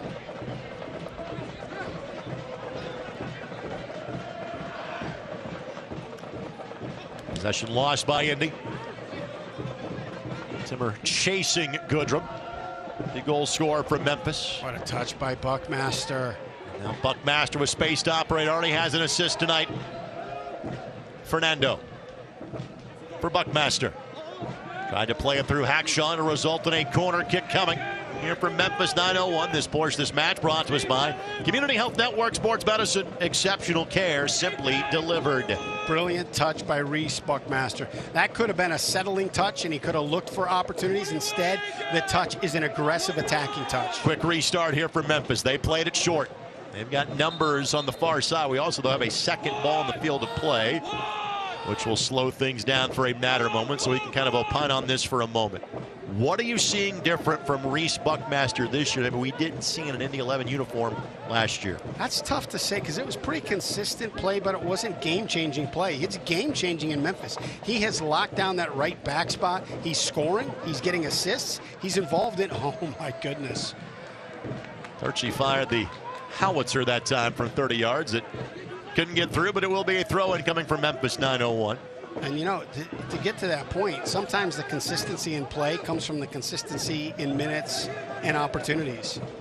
Well, he has certainly had that. Well, you look, you know, Segrist and Buckmaster are the 2 leaders on this club in minutes. And again, Segrist is not playing tonight. He picked up double yellows in the previous match. Leston Paul a bit too strong on that one. And Lewis, who has suddenly had a reprieve these last few minutes. He has not been as active the last 10+ minutes or so. Trots over to go track that one down. We'd be seeing another familiar face had it not been for a couple of yellows that got in the way from last week. But back to Buckmaster. He has played every minute of every match this year for Memphis 901. Tonight is match 20 of the season for each of these 2 teams, which means there are 14 left to go following this one. Jose finds Asante, but just couldn't keep the pass in the field of play.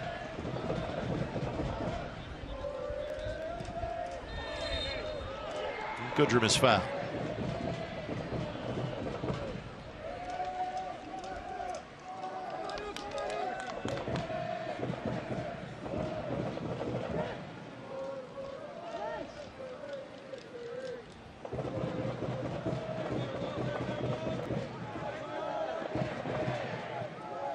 Of course, this match is brought to us by the Morales Group. Staffing agencies find jobs. The Morales Group builds futures.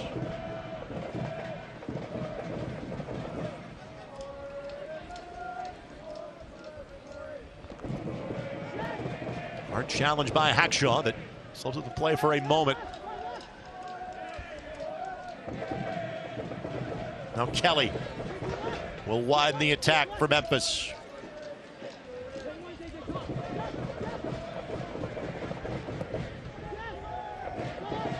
Malloy to Buckmaster.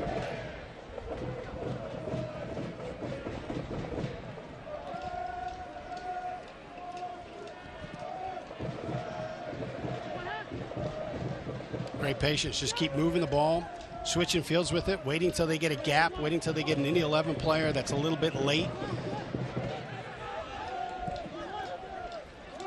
This is the second or third time that Kelly has touched this ball, and the second or third time it's also touched Buckmaster in this possession. In other words, back and forth, side to side. Yep. Fans, Indy 11 Premium Suites, the perfect way to entertain your guests. Learn more at Indy11.com or call 317-685-1100. And that wears on a team. Indy 11's not just defending north and south. They're having to defend touchline to touchline. There's a lot more miles on the Indy 11 tires right now. Look at this. What is this? 17 passes? At least. Goodrum's offside. Yep. First time we've seen the offside flag raised in half number 2. 11 was the benefactor of that on a couple of different occasions early in this match. Goodrum does not get cheated on effort for this Memphis 901 side. He works, and I tell you what, that's part of the good and the bad. I mean, the good is he brings it to every opportunity, and the bad is he's got catches cards every now and then, because you're going to throw that kind of energy at every play, occasionally going to clip a guy. Sports, this match is brought to us by Keystone Construction. It's more than construction. We build a vision. One coming here for Indy. And just a couple of substitutions remain available for the Indy 11. Tim Trilk is the backup goalkeeper. Rodney Michael loosening his over. The other two players are academy kids, and Acris Revelorio and Diego Sanchez. In other words, the cards have largely been dealt at this point for the Indy 11. What a tackle by Malloy. Iose separates on him. He's got one desperation tackle. He plays it. He wins the ball. Paul at the edge of the 18 tries to slide it through, but again, Goodrum was in an offside position. Most notable substitution available for Memphis 901, Laurent Kissiadou. And he is one of those returning pieces from a season ago. He's ridiculous. So good.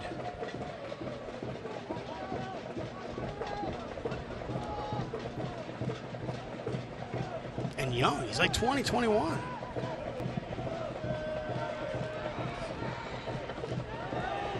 Arteaga able to win that ball in midair. Now you got to connect some passes. You got to make Memphis defend for a bit.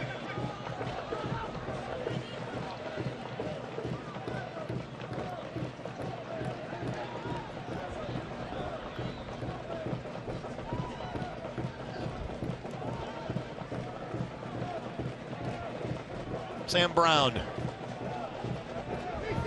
I got to move it quickly. Lewis will wave off Jerome. Perfectly finds Timmer in a pocket of space.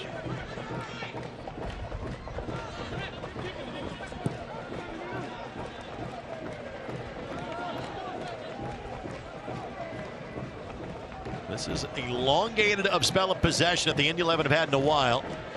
But obviously none of it has been of the threatening variety. And then Iose with a giveaway for a Memphis throw-in. To sports, this match brought to us by the Denny Companies. The Denny Companies, tearing down the past so you can build the future. Hey, you're right. It's the longest stretch of possession that they've had for a while, but it never left in middle third. No.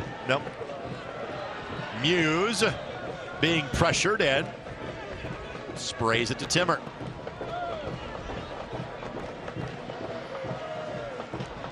Recovery by Rebion. Now Timmer looking back post for Tejada. Just overcooked it just a little bit. Your thoughts on what we've seen from Juan Tejada in his debut performance in an Indy 11 uniform? Well, I like the energy, and when he's had the ball at his feet, his game has been what we expected it, but he hasn't quite connected with the other pieces yet, which is natural for a guy who's, probably had 2 practice days? Maybe, at most, yeah. And probably only one of them at a physical pace. Tejada will see his former teammates, the Tampa Bay Rowdies, the team that will be here next Saturday night at 7 o'clock. So if he's active, Nicky Law's active. Correct. I wonder if Nicky Law's playing tonight. Probably got a hat trick or something.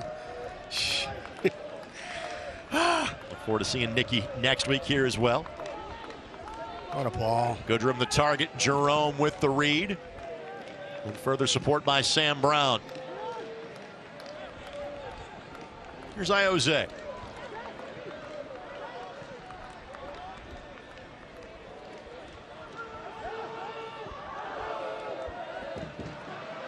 And Arteaga could not keep it on his feet.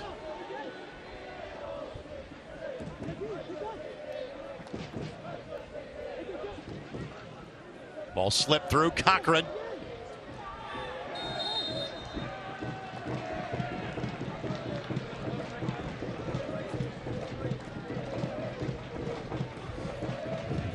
A little clever back heel from Tucci. You expect more of a meat and potatoes kind of game, but there's an art to it. Paul down, Rebion down, and the hydration break has been called. Oh. At the 75th minute. We're going to work through this one too? Absolutely. Let's push. We don't take commercial breaks during the course of soccer matches, so we keep fighting through it. I just say fine things about the folks that like Morales and Denny, or you ask me trivia questions. Let's go with option B. Okay.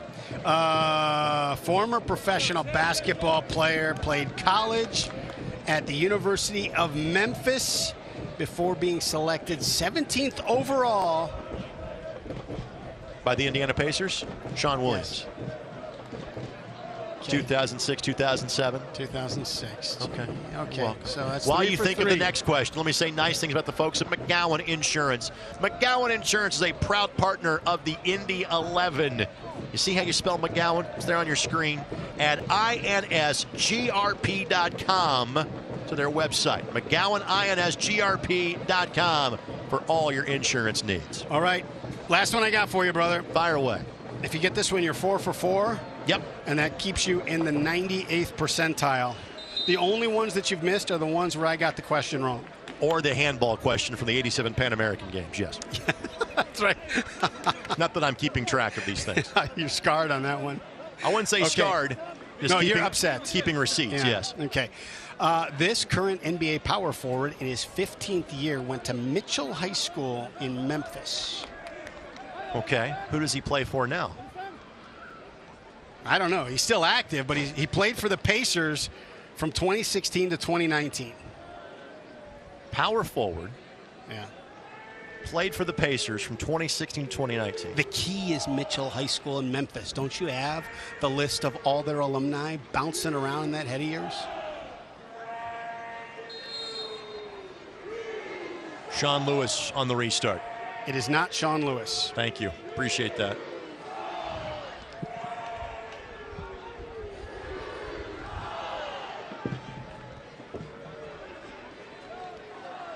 Clever.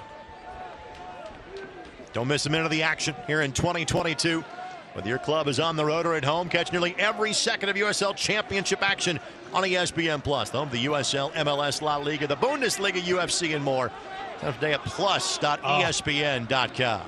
My goodness, Rebion had Arteaga in a gap between the center backs and pulled it back for possession. Asante the flick forward. Paul the back heel. Going to read by Sam Brown.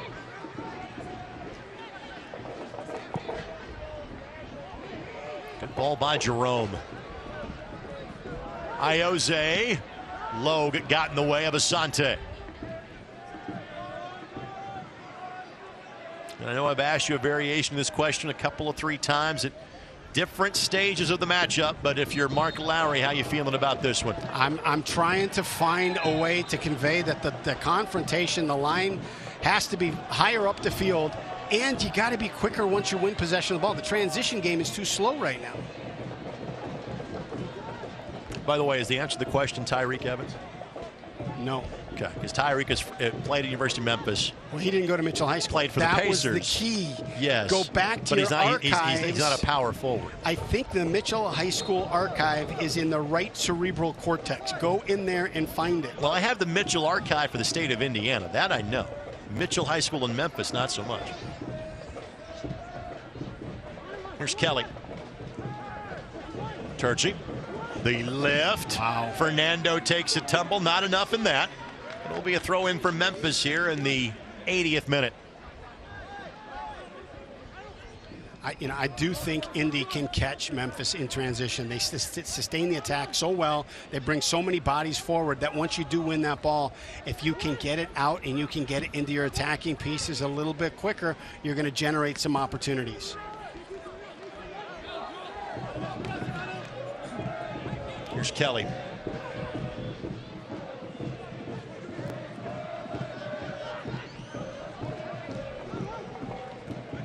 Tejada. Good job to get in front of Smith. Finds Arteaga. Good touch. For Ioze. Here you go. Here's where you catch him. Brown to Hackshaw. Hackshaw beats Buckmaster to the ball. Timmer attacks from the other side. But, you know, why not whip that ball in? You're first to the ball out wide. Here's Ioze. Ioze looking back post. Logue. Asante.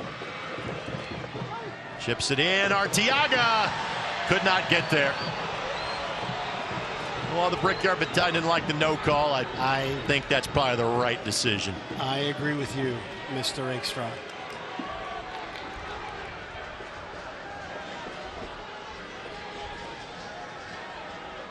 Of course, this match is brought to us by Johnson Controls. Johnson Controls, the power behind your mission.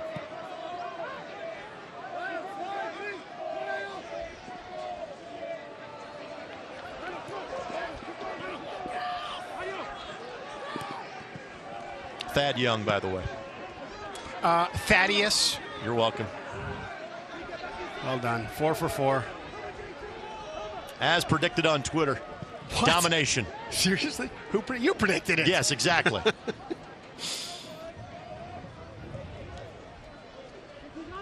See, I thought there were so many other directions you could go with the trivia questions, because it is amazing the amount of sports ties between Memphis and Indiana. Right. Like, for example, 3 current Memphis Grizzlies played their high school basketball in the state of Indiana. One of them played at the same high school that you attended. I thought that might be the way you would go. Sean Lewis will take a moment to collect his thoughts before distributing this one.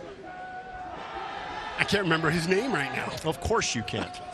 So currently the Memphis Grizzlies roster would be Desmond Bain, who went to Seton Catholic High School. Right, we all know that. They just drafted Jake LaRavia from Lawrence Central High School. We know that. We all got that. Jaron Jackson is the young man that played at Park Tudor School through his junior year. Father, longtime NBA player. Jaron went to high school here in the Indianapolis area, then played 1 year at La Lumiere School. In fact, they just offered a contract extension to not a young man that played Indiana high school basketball, but to John Conchar, who played his college basketball at Purdue Fort Wayne. Thought that might be the way you'd go first. Did you now? I did. Clearly I thought wrong. Reviot, beautiful back heel to find Sam Brown. Quick touch as well. See, look at that great recovery by Fernando to slow Tejada down. That allows Buckmaster now. So Buckmaster's holding up Tejada as the pressing defender, just trying to stop play. Fernando makes the recovery run. That allows Buckmaster to drop into cover. Now Tejada's got 2 guys to beat. Great energy in the defensive recovery.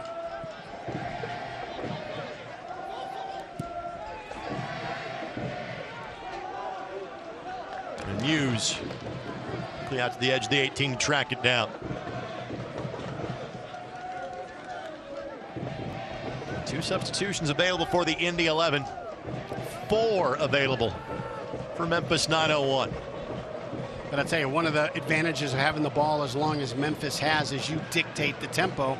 There's Asante. He's just offside. Just offside. And a rueful smile from Mark Lowry. Asante, you can tell by the look on his face, he thinks he's on. It won't affect the outcome of the decision, but we will have a look ourselves momentarily. Obviously, from that angle, it's tough to tell. I'm not sure I can offer a definitive yes or no from our broadcast position behind the benches at first look. I can't either. That is right on the line, and you got to trust the linesman in that scenario. There are times when you and I can say, hey, he was on. This is not one of those cases, and let's take a look from here. That's tough. Was Tejada off? Yes, but the ball wasn't played at Tejada. Tough to tell on Asante. But to the benefit of Trey Muse, he didn't make an effort because he saw the flag was up immediately. Yeah, we talked about that earlier. It's a great, it just slows your heart down just a little bit. So you may find this hard to believe. I actually listen to you during the course of the broadcast. There are things that I assimilate as you're adding to the tapestry that we weave every 90 minutes on ESPN Plus and my Indy TV. Arteaga down behind the play. We play on. Smith. Play that ball back to Muse. Arteaga is back up if slow to rejoin the attack. Yeah, you could take a look. Tejada kept looking over his shoulder to see if he was having that second wave of support behind him, because if you're going to spend that energy chasing down and pressing that back pass, you know, do you have that next level, that next wave of help? Great effort by Turchi, but that ball had crossed the end line, and it will be a goal kick for Sean Lewis. And our final 5 minutes plus stoppage time are brought to you by our Central Indiana Honda dealers, the official automotive sponsor of the Indy 11. Asante gives chase, got behind Logue, but the lanky Logue got a boot to it to steer it clear of Solomon Asante. Play opening back up a little bit here late. Yeah, and I tell you, Asante's gotten loose a couple of times. They just have to work the timing out. Asante conserving energy. Kind of late to get back onside, waiting for the ball to get to him. Now he is back in an onside position, and the Indy 11 press on. Tejada just couldn't get a boot to it.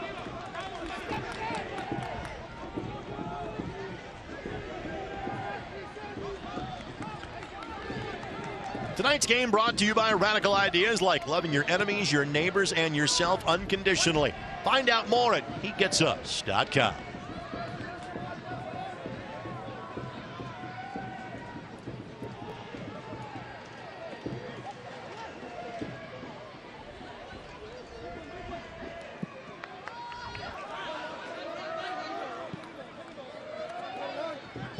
Kelly. Goodrum fine. Flags up. Mishak just had enough. A step at the last minute. We had 5 minutes of additional time at the end of the first half. We will have, at this point, nowhere near that much time. There have been no goals, one hydration break, and 2 substitution windows that have been used so far. And look, I think, you know, I don't know, there's 3 minutes left and maybe 2 to 3 added on. You gotta push for that 3. You gotta find that little reserve of energy. Turchi finds Goodrum. Cochran just knocks it off of him. And Goodrum turns to Turchi and says, hey, lead me a little more next time. In other words, he felt he was going to win the foot race if it had gotten to that point. Timmer takes a tumble. The Indy 11 will play on. Tejada.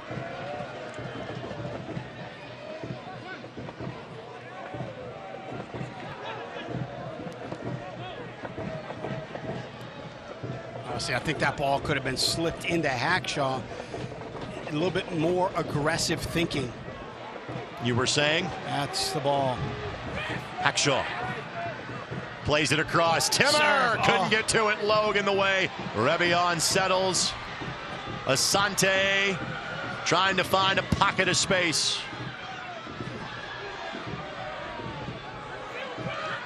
And Hackshaw wants it from Jerome and gets it. Hackshaw couldn't win that. A great job by Buckmaster, giving up several inches in that fight to make a play on the ball.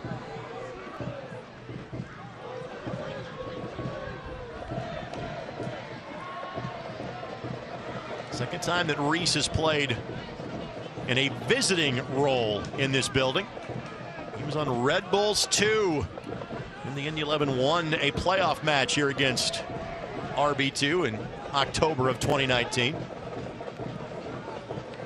Again, Hackshaw the target. This time it's Fernando that gets in the way. Now Iose again trying to find Hackshaw. Buckmaster blocked the distribution. Final minute of the 90 with potentially 3 to 4 more to come. You can see the way Buckmaster was defending Iose. It's like a guy who had defended him for a year in practice, and he just backed knew exactly off where he's going to go. and said, I'm going to just give you a little bit of space. I'm going to stay in here. You're just not going to beat me in a tight 1v1. Cochran took the yellow, knew what was coming there, knew he had to get Goodrum to the ground to prevent the counter opportunity. So the yellow handed out to the veteran in his second year with the Indy 11.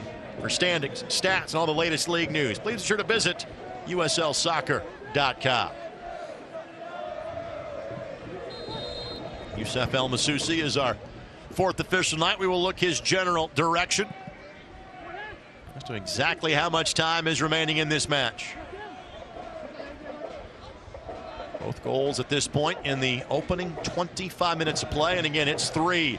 It's a turnover. It's a chance to launch the attack for Indy, but the first pass a bit behind Solomon Asante.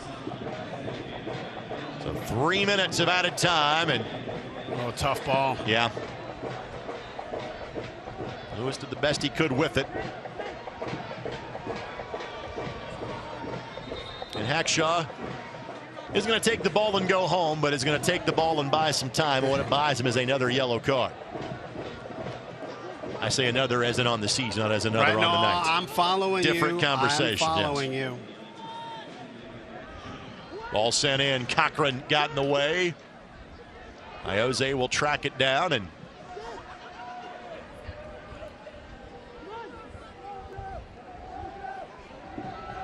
here's Brown. And as has been the case, the heat map of this game has spent a lot more time in the part where Memphis is going forward instead of the Indy 11. Here's Allen. Egbo has reached the fourth official for Memphis. Looking back post, Hackshaw got in the way.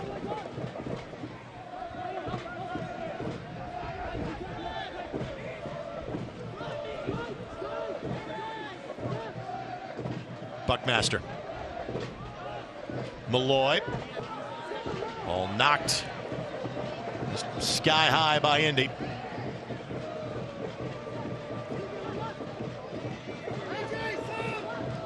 Timmer. Well defended. As per usual, giving maximum effort for the Indy 11. Was alone on an island out there and was able to force play backwards. 60 seconds or so left in this one. And this is looking more and more like a sharing of the points tonight, which quite frankly has been better than the last 5 weeks for the Indy 11. And I tell you, when you look at the possession, when you look at the opportunities, you look at the crossbar, you look at the post, you look at the saves by Lewis, you're disappointed you didn't get 3 points tonight, but you're thrilled that you at least got 1, because this game slanted pretty far against you after the first 15-20 minutes. Egbo in, Fernando out for Memphis 901. All of our substitutions brought to us by Jiffy Lube of Indiana. Timmer launched forward. Great Time ball. for one more opportunity. You can bring everybody forward for Indy. Give it a chance. Looking back post, headed down. Wow. Spilled by Muse. It was Arteaga that somehow, some way got somebody part on that ball. And Muse did just enough. And then Jerome, late whistle, but yeah, he had a push in the back on Goodrum.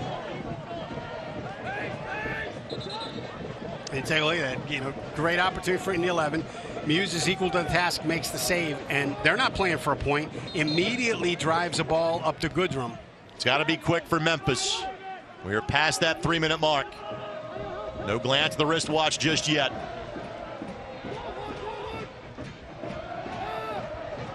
That's going to be it. Again, you had hoped for a win. It has still been since June 4th that the Indy 11 got a win. But they have a goal for the first time since June 18th. They have a point for the first time since June 8th. And there is the last-ditch effort of Manuel Arteaga. Simply put, where did you see the biggest improvement tonight for Mark Lowry's team? You put a ball in the back of the net. That's the biggest improvement, because I tell you what, as far as after the first 15-20 minutes of energy in the first half, and maybe the first 10 to 15 minutes of energy in the second half, it kind of got flat again, and you don't like that. You can't see that. You can't build from that. The goal belonged to Solomon Asante, his first in an Indy 11 uniform. The opposing goal from Memphis to Philip Goodrum, his 12th of the season, and give Reese Buckmaster the assist. For those of you watching on ESPN Plus, we'll come back for one final segment of our broadcast tonight. Those of you watching in Indianapolis on My Indy TV. After that, we will have our Central Indiana Honda Dealers post-game show presented by our friends at Bet Rivers. Final score is the score that it was at halftime. A goal to each side. One for the Indy 11, one for Memphis 901, and a jersey exchange by respected rivals at the end of this one. Back with more in a moment. 1-1. Both sides get a point tonight here at Carroll Stadium as you're watching Indy 11 soccer on My Indy TV and ESPN Plus.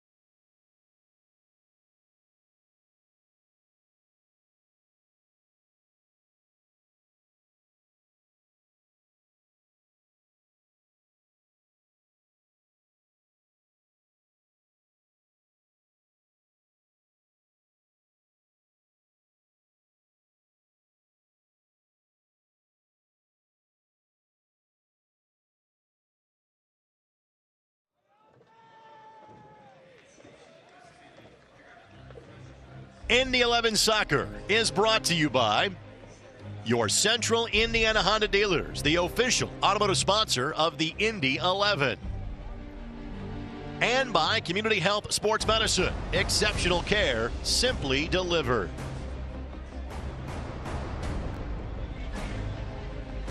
Tonight's final score brought to us by Sherwin-Williams. More than 25 locations across Indianapolis. Your neighborhood paint store is always there to provide the perfect finish. The finish from Solomon Asante was perfect to start the game. Ended a scoring drought that dated back to last month. Unfortunately for the Indy 11, it was their only goal of the match. Memphis would equalize, but as you pointed out, Brad, it could have been many more than that. Again, points shared in this one. It is going in the right direction for the Indy 11. Now you've got 7 days to try to get a couple of more and try to get 3 points for the first time in nearly 2 months. Well, I think your mindset as a coach is to look for the areas that you need to fix. So you kind of slant to the negative on your first pass on it. But then when you sit back and you look at psychologically and technically and tactically where the team is, you're thrilled that there's no more conversation in the city about you haven't scored in 5 games. That conversation's gone. You haven't pulled a point in a while. That conversation's gone. So now you can build on those. A quick check of the post-match stats. Again, the possession in favor of Memphis 901. We had figured that out throughout the course of the match. 3 shots on target for the Indy 11, 8 for Memphis 901, which means that Sean Lewis had quite the debut night in goal for the Indy 11. For those of you watching on ESPN Plus, we bid you a fond farewell. For those of you watching on My Indy TV 23 here in Indianapolis, stay tuned. We will have our Central Indiana Honda Dealers postgame show presented by Bet Rivers. For the first time, we will talk with Solomon Asante after his first Indy 11 goal. We'll also talk to netminder Sean Lewis after his debut performance for the boys in blue. The losing streak comes to an end. The goalless drought comes to an end. But the full 3 points, well, that also evades the Indy 11. Final score tonight, Indy 11-1, Memphis 901-1. Thanks for joining us for Indy 11 Soccer.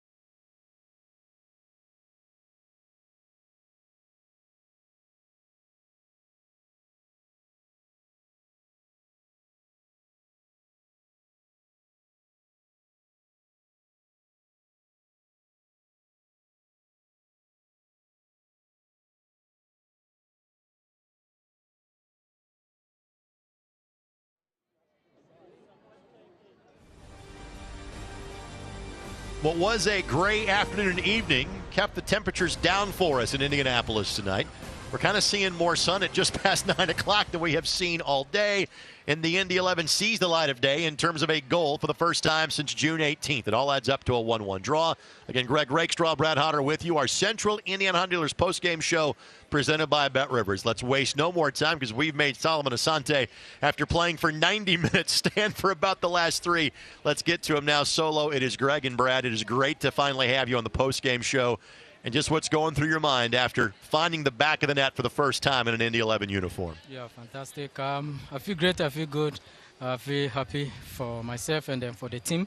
You know, it's not been easy for the past 6 games. So we've got 1-1. I feel good. I'm very happy. Obviously, I know you want things to be better in terms of the results and how the team is playing.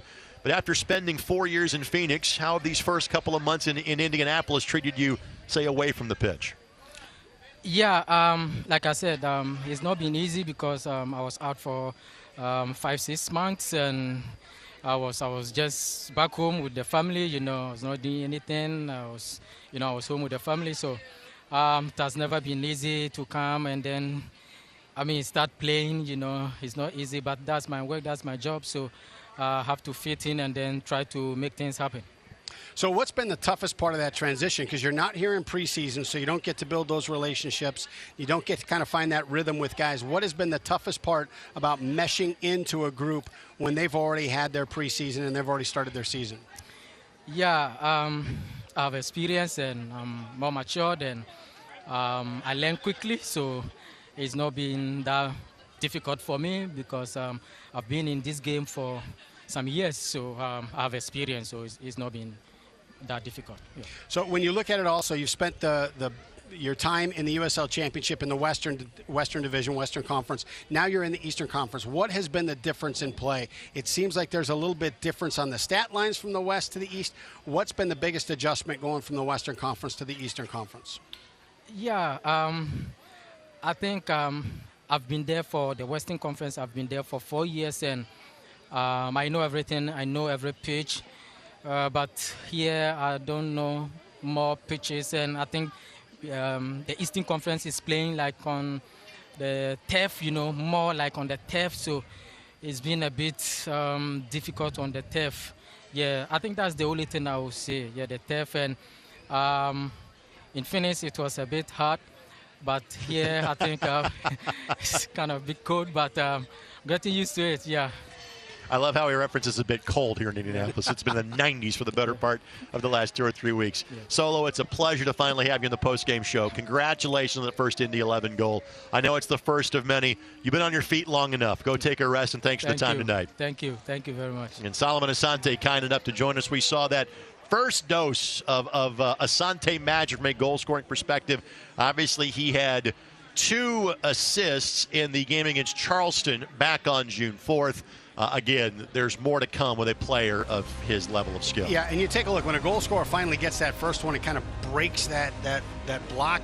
Then they just start pouring in. You saw that with Arteaga, this feeling of relief, and then all of a sudden the ball started finding the back of the net almost religiously. We're getting Sean Lewis hooked up. We'll talk to him coming up in a matter of moments as well. Or maybe we won't. We're going to take this quick timeout. Sean Lewis will join us next. Back in a moment here on My Indy TV.